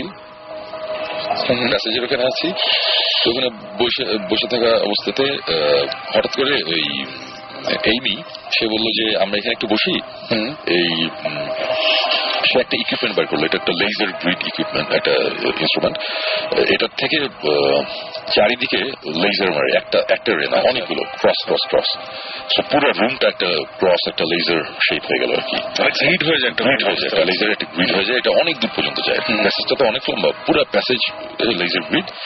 ওরকম একটা অবস্থা থাকার সময় তখন আমাকে আবার বলতেছে যে এটা হচ্ছে লেজার গ্রিড, এটা নতুন একটা জিনিস, এটা আমরা গোস্ট হান্টার সিজারিং ইউজ করছি, এবং সে বললো যে এটা তোমাদের এটা দরকার, তোমাদের একটা দিব। বাই দ্য ওয়ে এই জিনিসটা আমাকে তারা দিয়েছে পরে ক্লাস থেকে, আমরা নিয়েছি। এনিওয়েজ এটা আমরা এটা আমরা নেক্সট ডে ইউজ করবো মানে ইনভেস্টিগেশন। এনিওয়েজ লেজার গ্রিডটা দিল, দেওয়ার পর বললো যে এই লেজার গ্রিডটা দেওয়ার কারণ হচ্ছে সব দেয়ালে লেজার মারা এখন, রাইট? সো এর মাঝখানে দিয়ে কেউ যদি হেঁটে যায় তাহলে কিন্তু লেজারটা দেয়ালে পড়বে না, ওর গায়ে পড়বে। সো যখন দেয়ালে পড়ছে 10 ফিট দূরে, আর যখন 1 ফিট সামনে ধরো গায়ে পড়ছে, লেজারের লাইনটা কিন্তু সরে যাবে। সো আমরা যদি লাইনের দিকে খুব টাকা থেকে কখনো যদি দেখি লাইন একটু সরছে, তার মানে কিছু একটা যাচ্ছে, মানে মেটাল সলিড কোনো মানে সলিড কোনো একটা কিছু যাচ্ছে। আর যদি হাফ সলিড হাফ এক্সাক্ট কিছু যায় তখন জিনিসটা কাঁপে। ধোঁয়াটা ছাড়লে একটা লেজারের মধ্যে যদি আমরা ধোঁয়া দিই তখন কিন্তু ধোঁয়াটা কাঁপতে কাঁপে। সো এই জিনিসটা হয়। সো প্রথমে তারা এটা করলো, করার পরে তারা দুইটা ইয়ে দিল, টর্চ লাইট রাখলো ওখানে। দুটো টর্চ লাইট সোজাসুজি, ওই টর্চ লাইটের মুখটা হচ্ছে সিলিং এর দিকে ফেস করা। আপনি একটু পিছন থেকে আসেন, আপনি আমাদের কিন্তু কালকে বলছিলেন যে ব্রেকেই সাইজ হয়ে গেছিলেন। না না, ওইটা তুমি ভুল জোরে চাপতে। আমি সো ওরকম লেজার রাখা। তো দুইটা কি বলে টর্চ লাইট তারা মাটির মধ্যে রাখলো লম্বলম্বি, মানে টর্চ লাইটের মুখটা হচ্ছে মানে আলোটা হচ্ছে আলোটা বের হবে সেটা হচ্ছে সিলিং এ, মানে সিলিং এ ফোকাসটা পড়বে, এইভাবে দুটো টর্চ লাইট পাশাপাশি রাখলো। আমি বললাম যে এখন কি করতেছো এটা? তখন বললো যে এই লেজার গ্রিড এর মাঝখানে টর্চ লাইট। সো আমরা এখন স্পিরিটদের কনভিন্স করার চেষ্টা করবো তারা যাতে এই টর্চ লাইট গুলো অন করে, আরো কিছু জিনিসপত্র রাখছে আর কি, যে এগুলো যাতে অন অফ করে, কিছু একটা করে। এবং এটা করার সময় আমরা লেজার ভিডিও আমরা কিছু ধরা পড়ে নাকি এটা দেখবো আর কি। আমি বললাম যে আচ্ছা ঠিক আছে ফাইন। আর আমি মনে মনে বলি ইয়া রাইট, তোমরা বললে আর এসে টর্চ লাইট জ্বালাই দিলে তোমার চা করতো। মানে তো মানে ওই বলের ব্যাপারটা তো ওই যেটা হয় আর কি, যে কিছু ফিল যদি আমি করতে না পারি আমি জিনিসটা বিলিভ করতে চাই না। আমি এখন কিছু ফিল করতে পারতেছি না, সো আমি বলছি আচ্ছা ঠিক আছে ফাইন। তোরা রাখলো, রাখার সাথে সাথে তখন আমার বললো তোমার একটা টর্চ লাইট আছে না? আমি বললাম হ্যাঁ আমার একটা টর্চ আছে, ম্যাক লাইট। বলে এটা দাও, বলে ওইটা দিলাম, ওইটা তার পাশে রাখলো, পাশাপাশি 3টা টর্চ লাইট খাড়া করে রাখলো। তারা টর্চ লাইট 3টা রেখা বসলো, বসে তারপরে এই গল্প করা শুরু করলো। মানে সে মাঝে মধ্যে কথা বলে যে তোমরা যদি এখানে কেউ থাকো, আমাদের কথা যদি শোনো, তাহলে তোমরা এখানে আসো, যে টর্চ লাইট রাখা আছে, লেজার বিট রাখা আছে, তোমরা একটা কিছু নাড়াও, একটা কিছু করো, সো দ্যাট আমরা বুঝতে পারি যে তোমরা এখানে আছো। এবং তারপরে আবার এই কথা বলেছে উই মিন নো হার্ম, মানে আমরা তোমাদের কোনো ক্ষতি করতে আসি নাই, আমরা তোমার ফ্রেন্ড, তোমরা আসো। মানে আমি বলছি যে আমরা যখন এখানে করি আমরা উল্টা আমরা আমরা বোঝানোর মানে উল্টা করি আর কি। ওরা আমরা চাই এখানে না থাকুক বা চলে যাক, এখানে চলে যাক না, মানে আসো। বাট মানে এরা বলতেছে যে আমাদের ভয় পাওয়ার কিছু নেই, আর আমাদের ভয় পাওয়ার কিছু নেই, এটা কেমন করছে? আমার কাছে ওদের টেকনিকটা অন্যরকম, মানে কিন্তু আবার ইন্টারেস্টিং। মানে মানুষই বলছে যে মানুষকে ভয় পাওয়া আমাদের ভয় পেও না, আসো, কোনো অসুবিধা নেই। আর উল্টা দিকে আমরা বলি যে আমাকে ভয় দেখিও, হ্যাঁ ওইটাই আর কি, সেটাই। সো এনিওয়েজ তারা এরকম করতেছে। এবং আমরা স্লাইটলি এগ্রেসিভ, আমাদের সাহস থাকলে আমরা একটু বলি হ্যাঁ সাহস থাকলে, মানে আমরা একটু এগ্রেসিভ, মানে আমরা একটু বাজে ব্যবহার করি, সেজন্যই বোধহয় আমাদের প্যারাটারা না প্যারাটারা জানি না। বাট এই ব্যাপারটা নিয়ে আলাপ করতেছিলাম ওদের সাথে। ওরা বললো যে কখনো এই জিনিসটা করো না, মানে ওদের খ্যাপানোর তোমার দরকার নাই, তোমার খ্যাপানোর দরকার নেই, তুমি ফ্রেন্ডলি ভাবে ওইভাবে তুমি যদি কথা বলো, যদি গুড স্পিরিট হয়, তাহলে ও আসবেই, এসে তোমাদের দেখা দিবে যে হ্যাঁ আমরা আসি। তোমাদের তো এই জিনিসটা রেকর্ড করা, ডকুমেন্ট করা দরকার, ডকুমেন্ট তোমরা এমনি করতে পারবে, চেতায় দিলে কি দরকার, মানে এটা খারাপ দেখায়। যেমন আরেকটা চ্যানেল আছে, আরেকটা অনুষ্ঠান আছে গোস্ট অ্যাডভেঞ্চার্স। গোস্ট অ্যাডভেঞ্চার্স এর প্র্যাকটিসটা চন্দ, ওরা অকথ্য ভাষায় গালাগালি করে, ওগুলো পরে কিন্তু কাইটে দেয়, ওগুলো দেখেন ওরা জঘন্য কথাবার্তা বলে, আর সবগুলোর মানে মেজাজ খারাপ করে দেয়, তারপরে দৌড়ানি খায়, আবার ওরা দৌড়ানি খায়, এই টাইপের জিনিসপত্র হয়।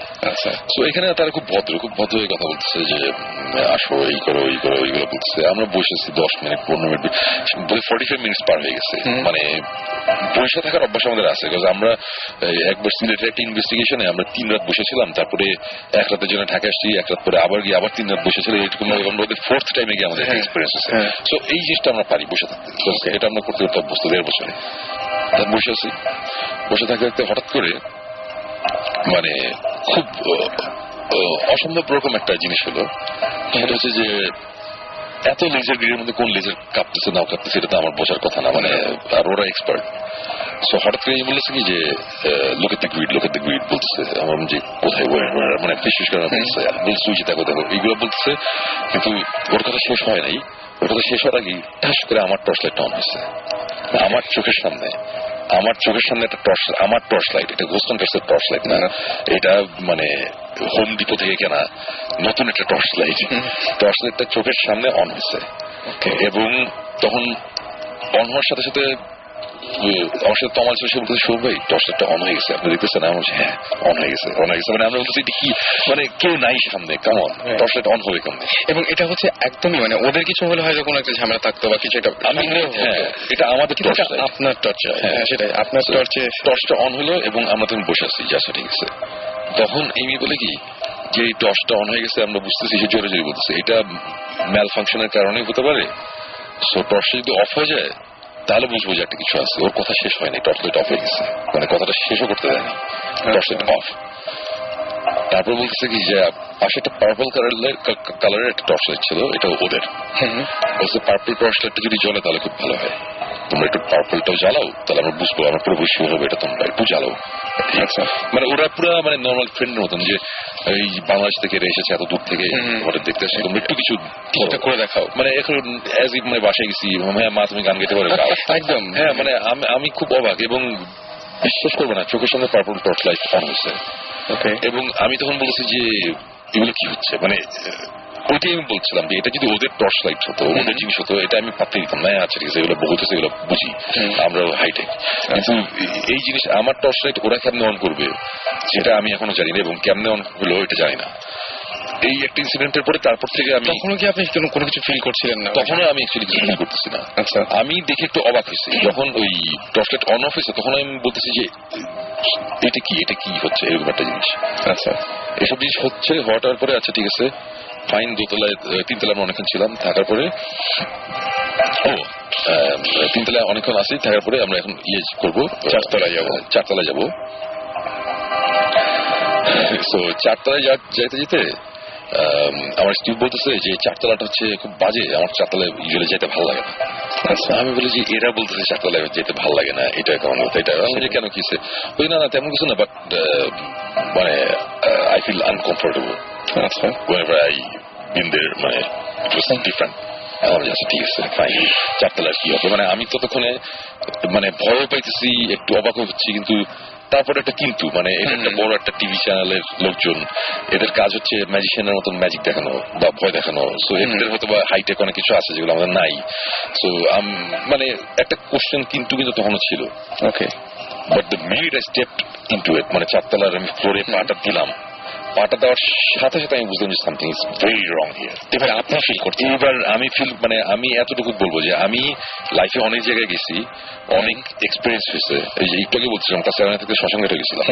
সো অনেকবার ভয় পেয়েছি, বা অনেক সময় মনে হয়েছে যে অনেক কিছু আছে এখানে। এইটাই আমরা একটা খুলনা ডিভিশনে যে বাসা, ওই বাসে আমরা গিয়েও অনেক এক্সপিরিয়েন্স হয়েছে।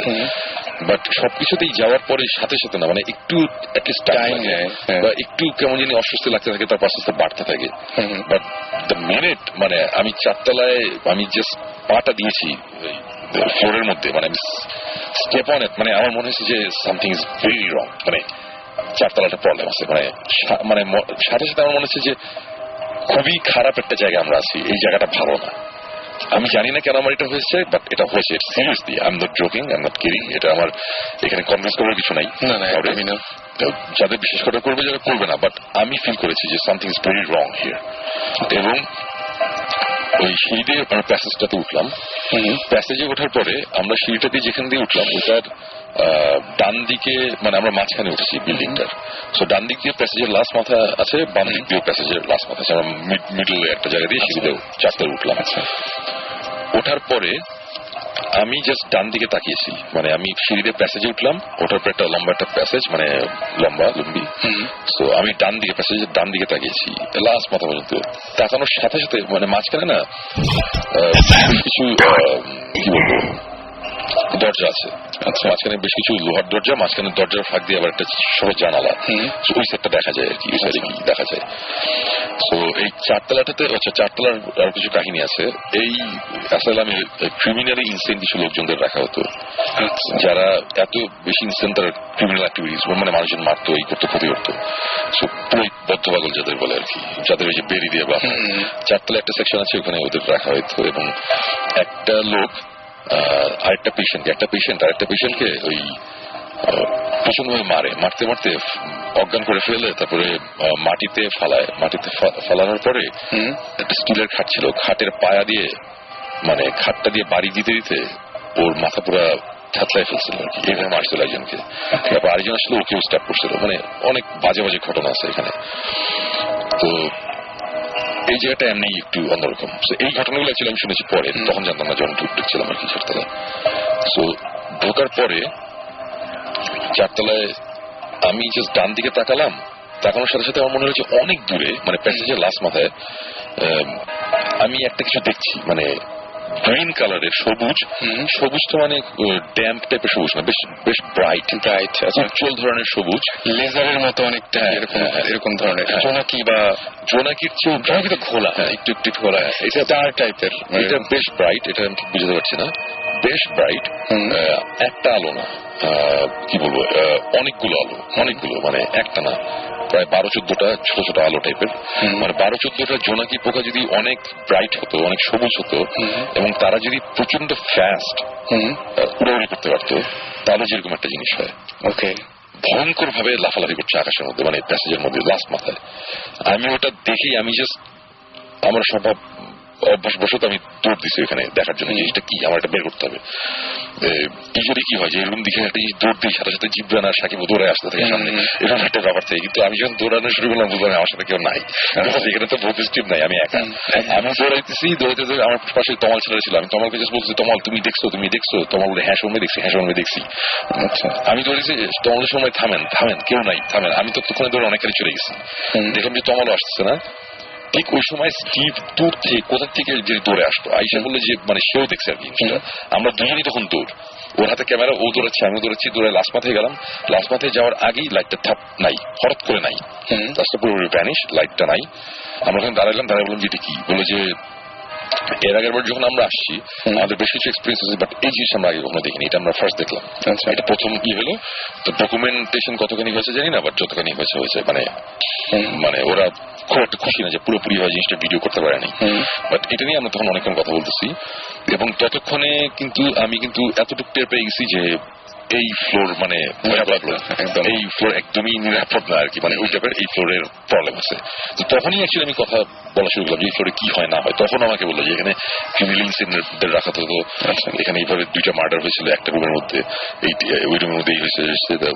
তারপরে যে রুমের মধ্যে মার্ডার, ওই রুমের মধ্যে ঢুকলাম। ঢোকার পরে আমরা তো সব রুমে যে ছবি টবি তুলতেছি, হ্যাঁ, তো ওই রুমের ওই ডিজিটাল ক্যামেরায় ছবি তুলতো, ওই রুমের ছবি তুললো।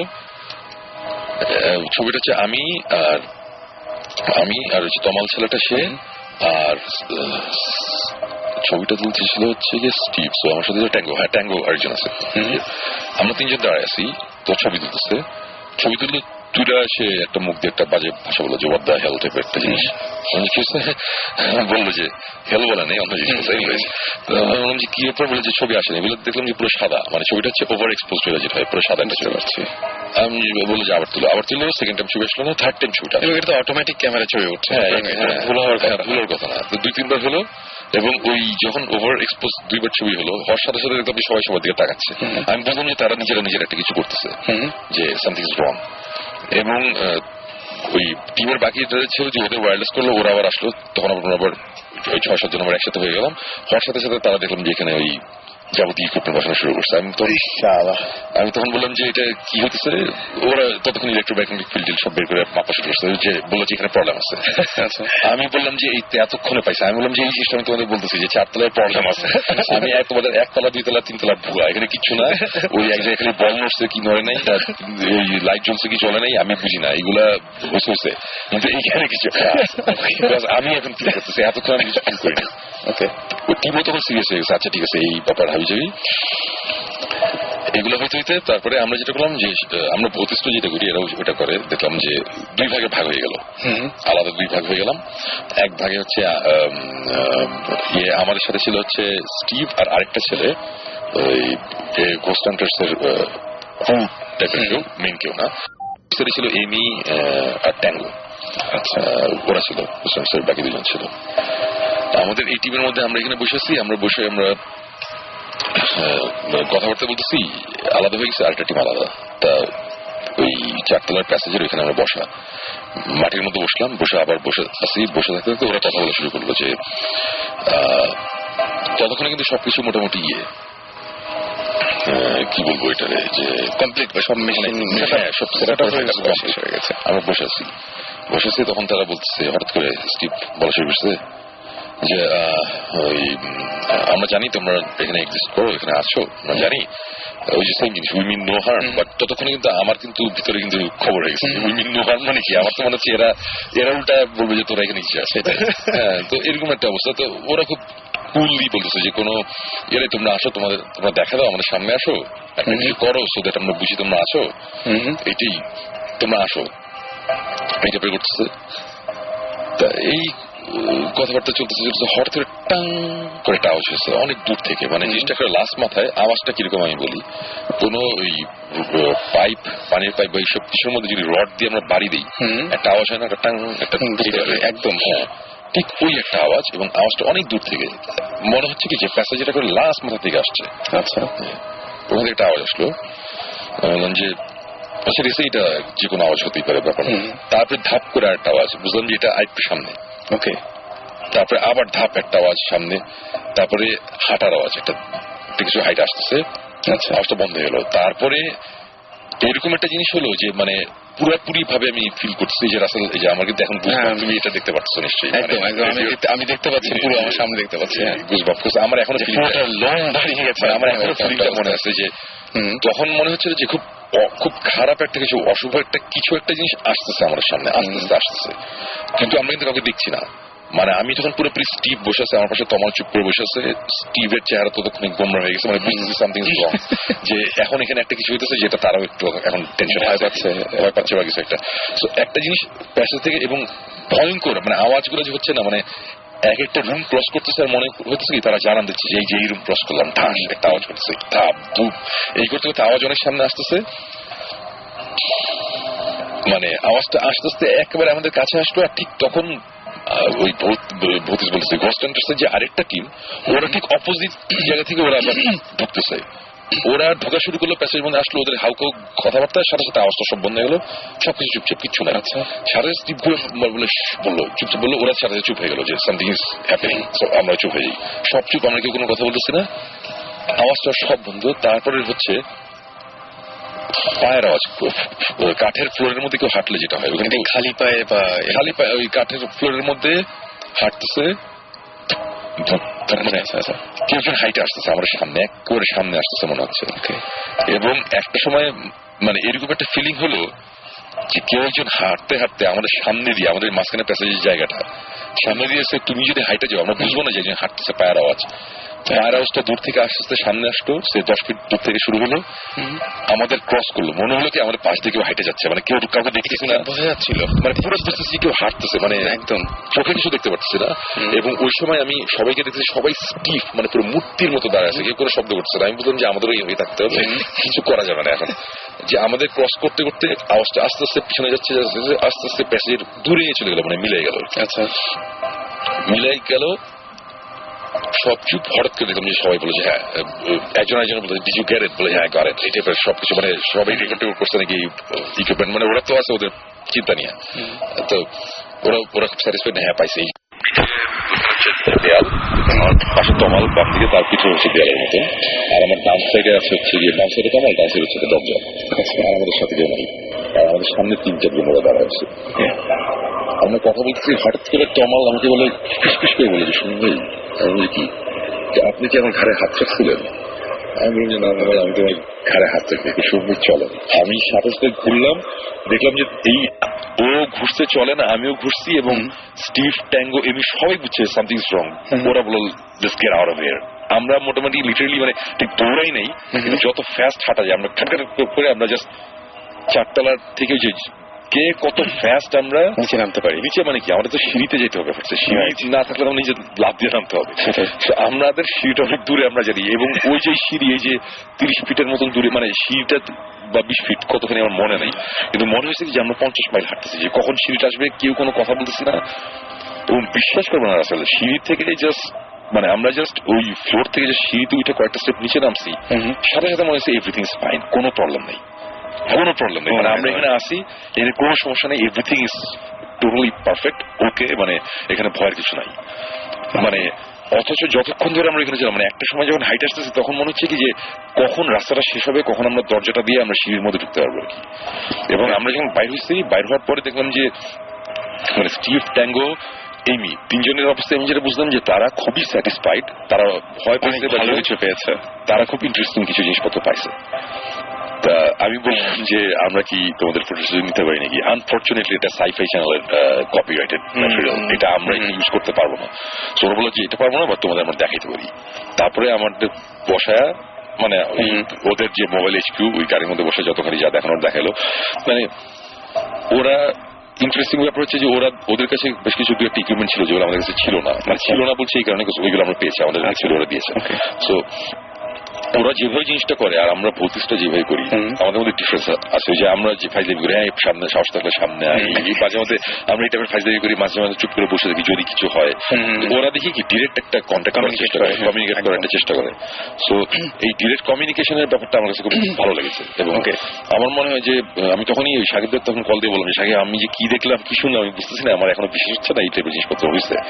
বাট মানে এই চারতলার ব্যাপারটা আমি এটাই বলবো যে আমি ডেফিনেটলি, আমি 100% শিওর, মোর দেন দ্যাট আমি শিওর যে চারতলায় দেয়ার সামথিং রং আউট দেয়ার, খুব বেশি ভয়ঙ্কর কিছু একটা আছে। এবং যেটা আমার ধারণা, আমি যদি কালকেও আবার যাই, কালকে আবার সেম এক্সপিরিয়েন্স হবে, বিকজ এই জিনিস এইভাবে হুট করে চলে যাওয়ার কথা না। ওখানে চারতলা মানে অনেকগুলো রুম, এবং এক একটা রুম অনেক উঁচু উঁচু, মানে অনেক আগে বানানো, মানে এক একটা রুমে গিয়ে বসে থাকি মনে হয় সামথিং ইজ রং, এরকম লাগে। মানে যারা একটু ভিতর টাইপের তারা এমনি একতলা দোতলাতেই ঘুরতে পারবে না, এটা এরকম জায়গা। শুনুন ভাই, আমরা যদি একটু জাস্ট রিক্যাপ করি, আপনি একতলা যেখানে বল নাড়ানো হলো, তারপরে দোতলা যেখানে টর্চ জ্বালানো হলো, তিনতলা, ওখানেই আপনি কিছু ফিল করেন? আমি কিছু, আপনি এভিডেন্স পাইছেন? কিন্তু হ্যাঁ, আমি এভিডেন্স পাইছি, এভিডেন্স দেখছেন যে থিংস আর হ্যাপেনিং, এভিডেন্স দেখছেন থিংস আর হ্যাপেনিং, বাট আপনি ফিল করেন নাই। চারতলায় গিয়ে আপনি দেখেছেন এবং মানে ফিলও করছেন যেখানে সামথিং ইজ রিয়েলি রং, এবং সেখানে সবাই ভয়টা পেয়েছে সেই জায়গাতে। এটার মানেটা কি exactly? What is the explanation for this? আমরা যেখানে আমরা ফেটে যাচ্ছে, আচ্ছা, মাই মেটাল ভয়েস, মানে আমরা যেসব জায়গায় ম্যাক্সিমাম জায়গায় গেছি, মানে যেখানে আমাদের ইনসিডেন্টস হয়েছে, সেখানে তো আপনি জীবন প্রত্যেকবারই সাইজ হয়েছেন, সাইজ হয়েছেন দেখেই ইন্টারেস্টিং হয়েছে। সো তার মানে কি উই এনকাউন্টার ব্যাড স্পিরিটস? না, আমি যেটা বুঝি, যে আমার যেটা মনে হয় যে এই সুপার ন্যাচারাল বা আনএক্সপ্লেইনড ফেনোমেনা বা এইসব এক্সিস্টেন্স, এগুলা আমি মোটামুটি বুঝি, আমি মোটামুটি একটা জায়গায় আমি কিছুটা বুঝতে পারি। বাট আমার একটা লিমিটেশন আছে, যে আমি এতখানি হয়তো বুঝতে পারবো, এর বাইরে যদি কিছু থাকে সেটা হয়তো আমি জানি না। সো আমার কথা হচ্ছে যে এরকম অনেক জিনিসই থাকতে পারে যেটা আমরা এরকম অনেক আমরা রিচ করতে পারি না।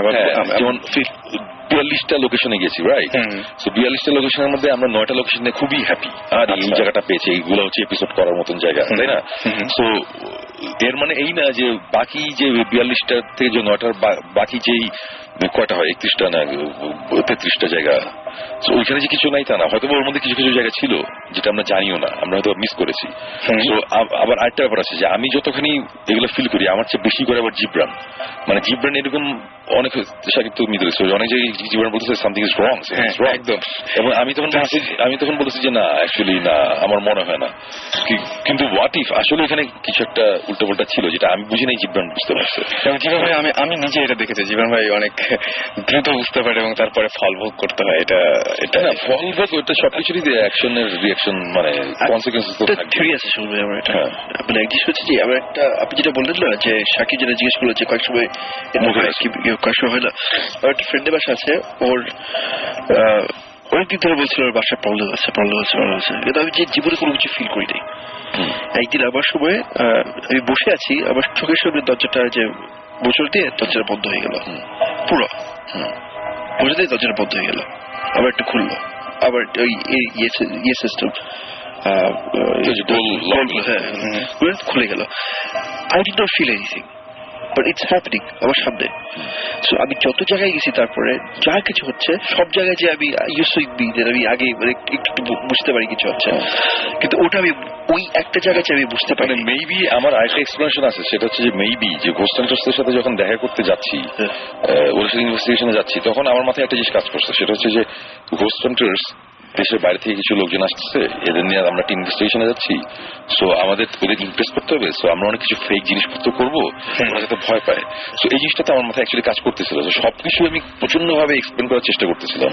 সো আমার হয়তো আমার মেন্টাল স্টেটটা এটা ছিল যে আমার এখানে ভয় ঢুকতে দেওয়া যাবে না।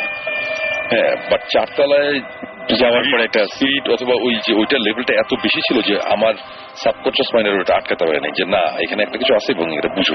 সময় আমাদেরকে SMS করেছে যে প্রিয়াঙ্কা, এবং প্রিয়াঙ্কা বলছে যে সুমন ভাই মানে তার ধারণা যে গুড স্পিরিট যেগুলো সেগুলো আপনি ফিল করতে পারেন না, বাট ব্যাড স্পিরিট সেগুলো আপনি খুব সহজে ফিল করেন। বলতে চাচ্ছিল যে we pick up certain frequencies, যেটা আমি সবসময় বারবার বলি যে আমরা everything in the universe is a frequency, একটা ফ্রিকোয়েন্সি চলে।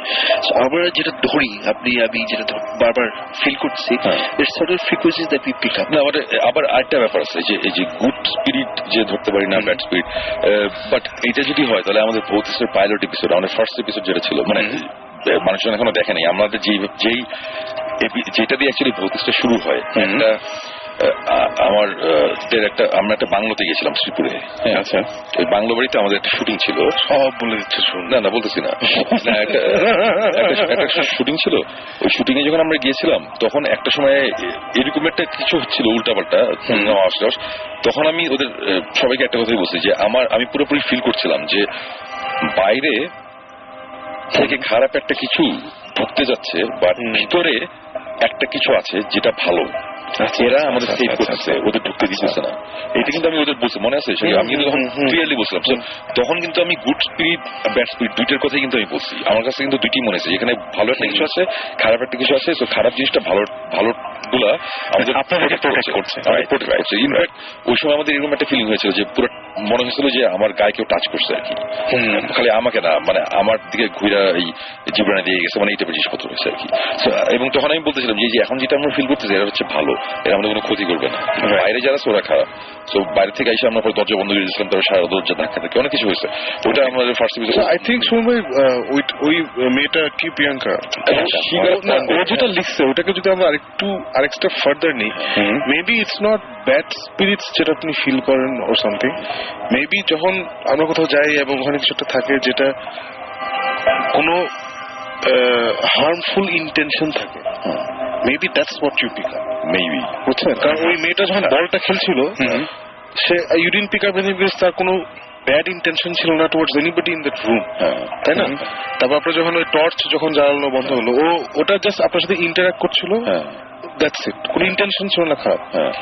সো ওই এখন আপনি যেটা ওই বাংলার কথা বললেন বা ওই চারতলায় গিয়ে যেটা হলো, ওখানে I guess you or Jibran, you guys pick up the intention.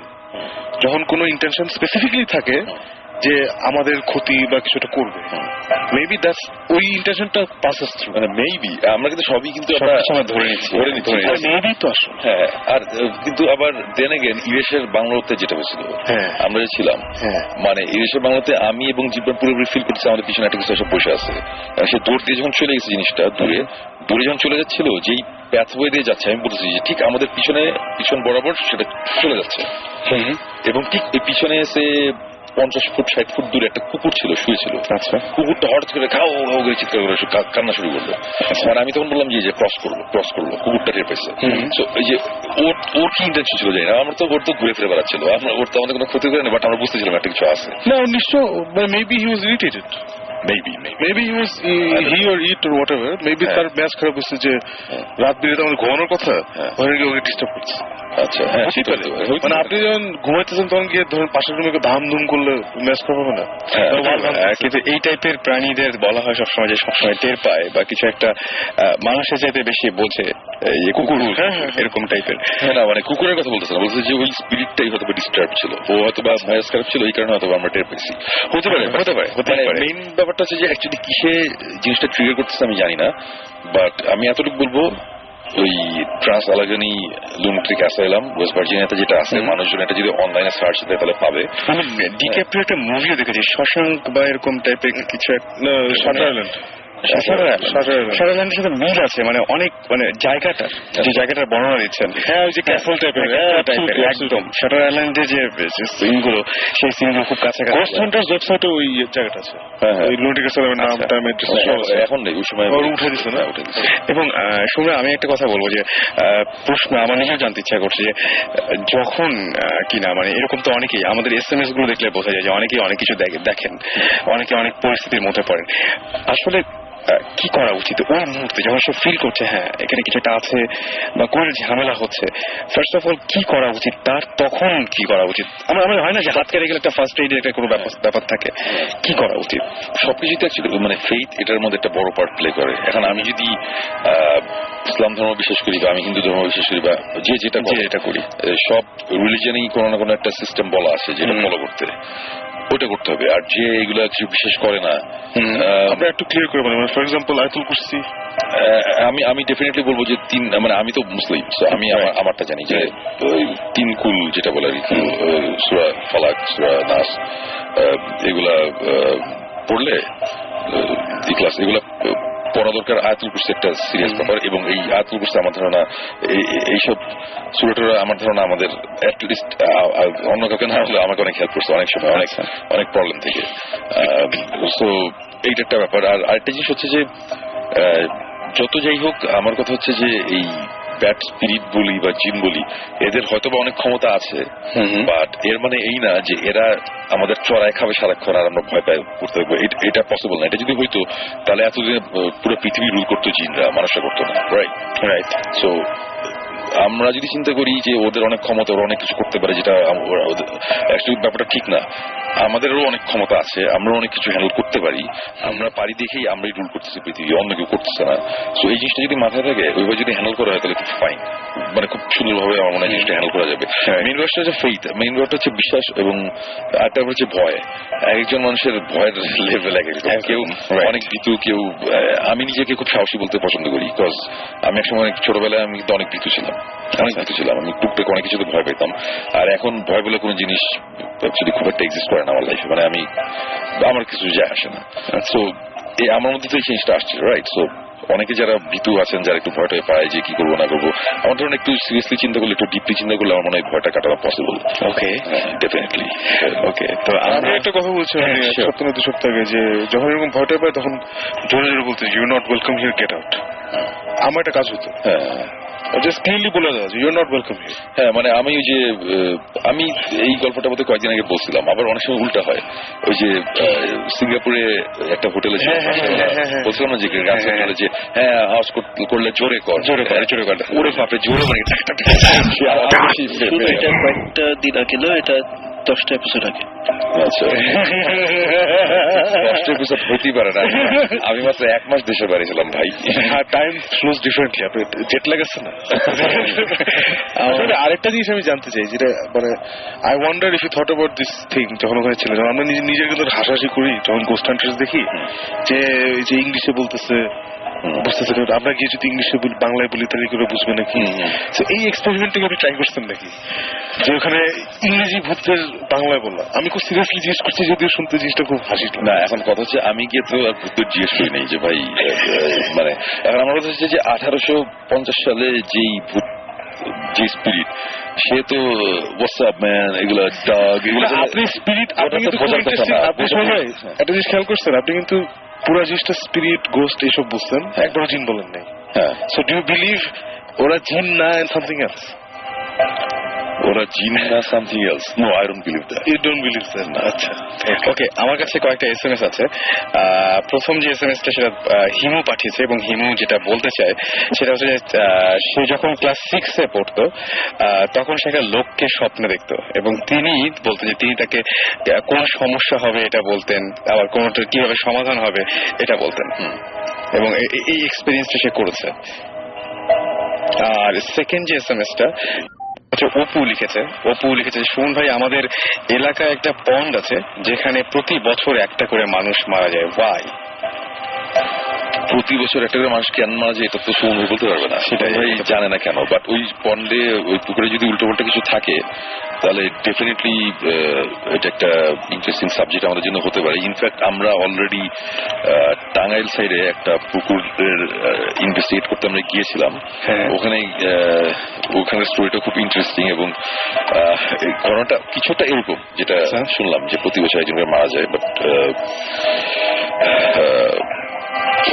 হয়েছে কি এখন এটা অনেক কারণেই মারা যায়, তাই না? আমি অ্যাকচুয়ালি আমরা তো এখানে বলতে পারবো না, অনেক কারণেই এটা অনেকে হতে পারে। হয়তো সাঁতার জানে না, প্রতি বছর একজন মানুষ যায় যে খুব আনফরচুনেট, সাঁতার তো অনেকেই জানে না, তারপর পুকুরে যায়। অথবা হয়তো পুকুরের নিচে কোন রকম গাছ লতা পাতা আছে যেটা একটু ডিপে গেলে মানুষের পায়ে জুড়ে যায়, গাছ লতা পাতার নিচেরটা এরকম হয়তো আছে না, এরকম যে আটকে ফেলে বা এরকম কিছু একটা হতে পারে। আর যে কিরণ SMS করেছে, কিরণ SMS করে বলছে যে শোন ভাই, স্পিরিট যারা যে ফিল করেন যে এটা কি শেখা যায় নাকি এটা ন্যাচারাল? এটা আমার ধারণা ন্যাচারাল, আমার কাছেও সেটাই আমার ধারণা। এটা শেখার কোনো কিছু নাই, যদি শেখার থাকতো তাহলে ক্লাস নিতাম, অনেক টাকাও কামাতে পারতাম। মানে আই স্লাইটলি ডিসএগ্রি। আচ্ছা আচ্ছা, I think you can condition yourself, মানে যেমন কেউ আপনার মতো বেস বাজাবে, কেউ আমার মতো বেস বাজাবে। মানে একটা হচ্ছে খুবই হাই লেভেল, একটা হচ্ছে খুবই বেসিক লেভেল। সো আপনি যে লেভেলে বাজছেন that requires a different type of talent, আর আমি যে লেভেলে বাজছি that's a different type of talent, মানে আরো smaller margin. So I am saying যে আপনার মতো হয়তো ধরতে পারবে না, মানে আপনি যেভাবে একটা রুমে ঢুকে বুঝে যান, যেটা আমি এখনো পারি না, আমি জীবনে একবারই পারছি। সো হয়তো আপনার লেভেলে পারবে না, কিন্তু হয়তো আমার লেভেলে পারবে। মানে আর ডিজেকে যদি ট্রেন করে, ডিজে যদি একটু চিন্তা করে যে আমার যেমন এই ভূতেশন করার পর থেকে আমি ফের অনেক কিছু নোটিস করা শুরু করছি। কারণ আপনি তো ইউজুয়ালি আমাদের কেসগুলো যেটা হয় ইউ ডিল উইথ যারা কথাবার্তা বলে, you deal with them, I don't deal with them. এখানে এসে আসেন আই হ্যাভ লিসেন টু, মানে ডাইরেক্টলি কথা বলছি লোকজনের সাথে। So I have started experiencing লিঙ্কে যেগুলো আমি আগে নোটিস করতাম না, টু বি ভেরি মানে অনেস্ট। সো আই থিঙ্ক এগুলো নিয়ে চিন্তা ভাবনা করলে you can train your mind to notice certain things. Maybe আপনার লেভেলে হবে না, হ্যাঁ বুঝতে পারছি, বাট খুব বেসিক লেভেলে একটা তো হবে। ডিফারেন্স আছে যে not everybody is a musician, ঠিক না? Not everybody is a musician. So যার মধ্যে থাকে এই ট্যালেন্টটা, you can grow it, you can work on it and you can grow it, but ওটা প্রথম একটা স্পার্ক থাকতে হয়। মানে তার জন্য আমি বলছি, মানে I agree with both sides, but হ্যাঁ বুঝতে পারছি সেটা। তবে আমার কাছে মনে হয় যে আমি আজকেও যেটা বলছিলাম যে আমি যখন মনে করছিলাম যে আচ্ছা কিছু একটা ঘটুক, আমি আজকে ভূত FM শেয়ার করবো এরকম কোনো কিছু আমার কাছে ছিল না। যে মুহূর্তে আমি মনে করেছিলাম সেই মুহূর্তে দেখা গেল যে কিছু একটা দেখা গেল, বা আজকে হয়তো এই জন্যই সবাই এইখানে আমরা যারা আছি বসে তাদের মধ্যে একটা কিছু একটা হয় বা কিছু একটা ফিল করি বলেই তো এখানে এরকম একটা ব্যাপার যে এই বিষয়গুলো নিয়ে কথা বলছি। তো আমার কাছে কেন মনে হয় আমি যাবো যে ব্যাপারটা আসলে ন্যাচারাল। আমার কাছে মনে হয় যে বোঝা না বোঝার ব্যাপারটা অনেকটা ন্যাচারাল এবং এটা শেখা বা এভাবে বোধহয় হয় না, আমার কাছে মনে হয় তাই। হ্যাঁ মানে যেটাই হোক, মানে আমার কথা হচ্ছে যে এখন আমি যদি চিন্তা করি যে আমি গিটার শিখতে চাই, শিখলাম, জীবনে যেটা বলতেছিল যে একসময় আমি গিটার শিখাতাম, বেস গিটার শিখাতাম, অনেক স্টুডেন্ট ছিল। আচ্ছা, প্রত্যেক মাসে 30-40 স্টুডেন্ট শিখাতাম। সো 30-40 ভালো বেস গিটার কিন্তু বের হয় নাই। হ্যাঁ, বেস গিটার কিন্তু দাঁড়িয়ে 2-3টাই। সো বাকিরা হয়তো শিখতে চায় কিন্তু ওদের মধ্যে হয়তো জিনিসটা নাই, মানে শেখার। সো ওরকম হয়তো বা যারা শিখতে চায় ওদের মানে শিখতে চায় মানে জানতে চায় এটা কিভাবে কন্ট্রোল করার, এটার কোনো প্রপার কোনো গাইডলাইন, কোনো গাইড বুক এরকম কিছু নাই। আচ্ছা, হ্যাঁ, এটা আস্তে আস্তে অটোমেটিক ভাবে হয়েছে। মানে আমি নিজে আমার লাইফে আমি এরকম একটা সময় হয়েছে যে আমি একসময় খুব অসুস্থ ছিলাম, মানে আমার অনেক জ্বর, 104-5 ডিগ্রির মতন জ্বর উঠে যাচ্ছে। ওই সময় আমার কিছু হ্যালুসিনেশন হয়েছিল এবং হওয়ার পরে আমি কিছু জিনিসপত্র দেখেছি। দেখার পরে যখন আমি জ্বরটা যখন মানে কমে গেছে তখন আমার মনে হয়েছে যে না, আমি হয়তো বা কিছু একটা টাচ করতে পারছি অথবা কিছু একটা ফিল করতে পারছি অনেক বেশি।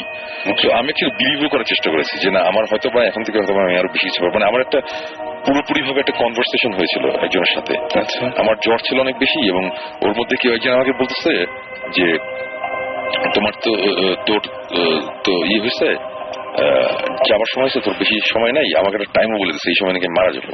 আচ্ছা, হ্যাঁ, এবং আমি বলতেছি যে তুমি কে, মানে আমার সাথে কথা বলতেছে কেন? তখন সে এরকম ভাবে কথা বলতেছে যে অ্যাজ ইফ সে আমার খুব ক্লোজ একজন আত্মীয় টাইপের কেউ যে আমার যে একসময় মারা গেছে। আচ্ছা, তা আমি তখন বলতেছি যে তুমিও হইতে পারো না, সে আমাকে তুই করে বলে না, সে কখন আমাকে তুই করে বলে না, সে আমাকে তুমি করে বলছে। আচ্ছা, কিন্তু তারপরে সে আমার বলতেছে, আমি তখন লজিক খাটানোর চেষ্টা করতেছি। একটা সময় আমাকে বলতেছে যে আরে তো আর কয়েক মিনিট মানে, এবং সবচেয়ে ইন্টারেস্টিং ব্যাপার ছিল কি যে সে আমার জ্বর তখন 102, 102.5, ঠিক যেই টাইমটার কথা সে বলছে, সে 3-4 ঘন্টা পরের কথা বলছিল, ঠিক ওই টাইমের 10-15 মিনিট আগের থেকে আমার জ্বর বেড়ে যায়। এবং ওই স্পেসিফিক ওই টাইমে আমার জ্বর তখন প্রায় 105-এর মতো কাছাকাছি চলে গেছে।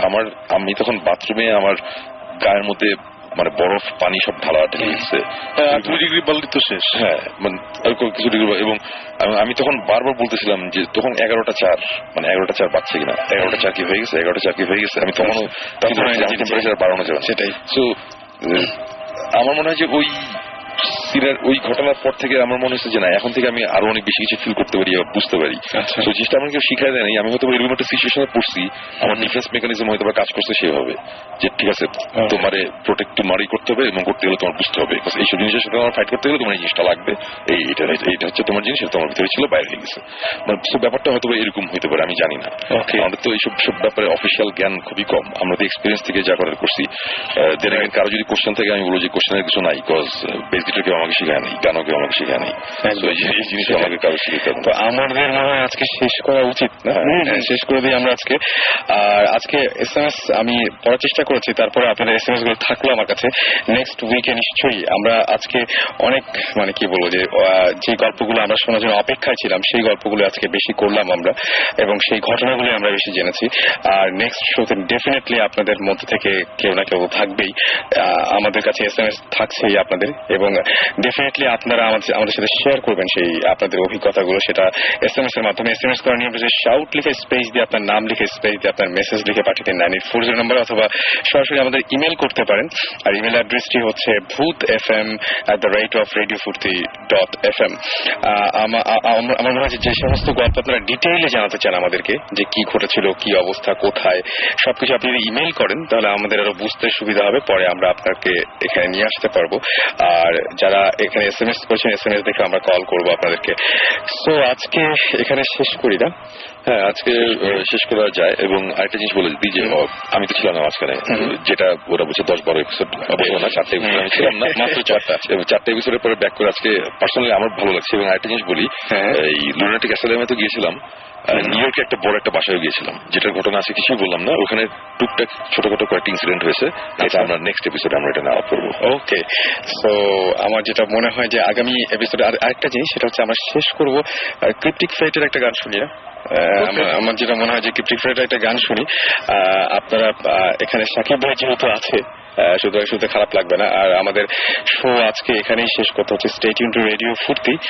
আর আমার যেটা মনে হয় যে আপনারা ইমেলটা বেশি করে করবেন। ইমেলটা করলে যেটা সুবিধা হবে যে আপনার সাথে কমিউনিকেট করতে অনেক সুবিধা হয়ে যায়, কারণ এই 7টা দিন এবং 7টা দিনে ইমেল করার পরে যেটা হবে সেটা হচ্ছে যে আপনাদের মধ্যে কেউ একজন হয়তো আমাদের মাঝে এসে আমাদের সাথে শেয়ার করবে তাদের অভিজ্ঞতাগুলো। এবং আজকে নিশ্চয়ই মনে আছে যিনি আমাদের অতিথি হিসেবে এসেছিলেন, সেই ঢাকাইয়া মানুষটি, যিনি বলে যে ওল্ড টাউন বলে পরিচয় দেন, তিনি কি অনেকগুলো ঝামেলার সম্মুখীন হয়েছিলেন, এবং সেই গল্পটা সেই ঘটনাটা আমরা পুরোপুরি আপনাদের শুনিয়েছি। তো আপনাদের মধ্যে কেউ একজন আসবেন নেক্সট উইকে, সেই আশা রাখছি। এবং বেশি বেশি করে রেডিও ফুর্তি শুনবেন, বেশি বেশি করে সাহস রাখবেন মনে, কারণ ভূত এফএম শুনতে হবে প্রতি শুক্রবার ঠিক রাত 11:59। আর আপনার SMS এর মাধ্যমে জানিয়ে দিন আপনার অনুভূতি, আপনার ইমেলের মাধ্যমে। আজকে শেষ করছি। থ্যাংক ইউ সুমন ভাই, অনেক অনেক ঘটনা জানলাম এবং অনেক কিছু জানলাম আপনার কাছ থেকে, যেটার জন্য আমরা ওয়েট করছিলাম এতদিন। অ্যান্ড সাকিব ভাই thank you, thank you Jibran ভাই। ওকে, আর আসলে ভালো আছে। আমি আজকে যখন অনেক কিছু বলছে, অনেক কিছু ডিসকাশন পয়েন্ট আমি পেলাম, যেগুলো আজকে আমি বেশি অ্যাড্রেস করি না, বিকজ টাইম নেই। সেটাই, আর আমি ইনফ্যাক্ট নেক্সট শোতে আমাদের মধ্যে একটা ডিসকাশন। এবং আজকে ঢাকা শহরে আপনারা সবাই জানেন যে এত বেশি রকমের এত কনসার্ট, এত কিছু হতে, তার মধ্যে থেকে সবাই আমরা এক হতে পেরেছি, এটা অনেক বড় একটা ব্যাপার। থ্যাংক ইউ সো মাচ, এবং আপনাদেরকে ধন্যবাদ জানাই এতক্ষণ পর্যন্ত আমাদের সঙ্গে ছিলেন। শুনবো আমরা ক্রিপ্টিক ফেটের একটা গান, এবং এখনকার মতো আজকের মতো ভূত এফএম থেকে টাটা সবাইকে।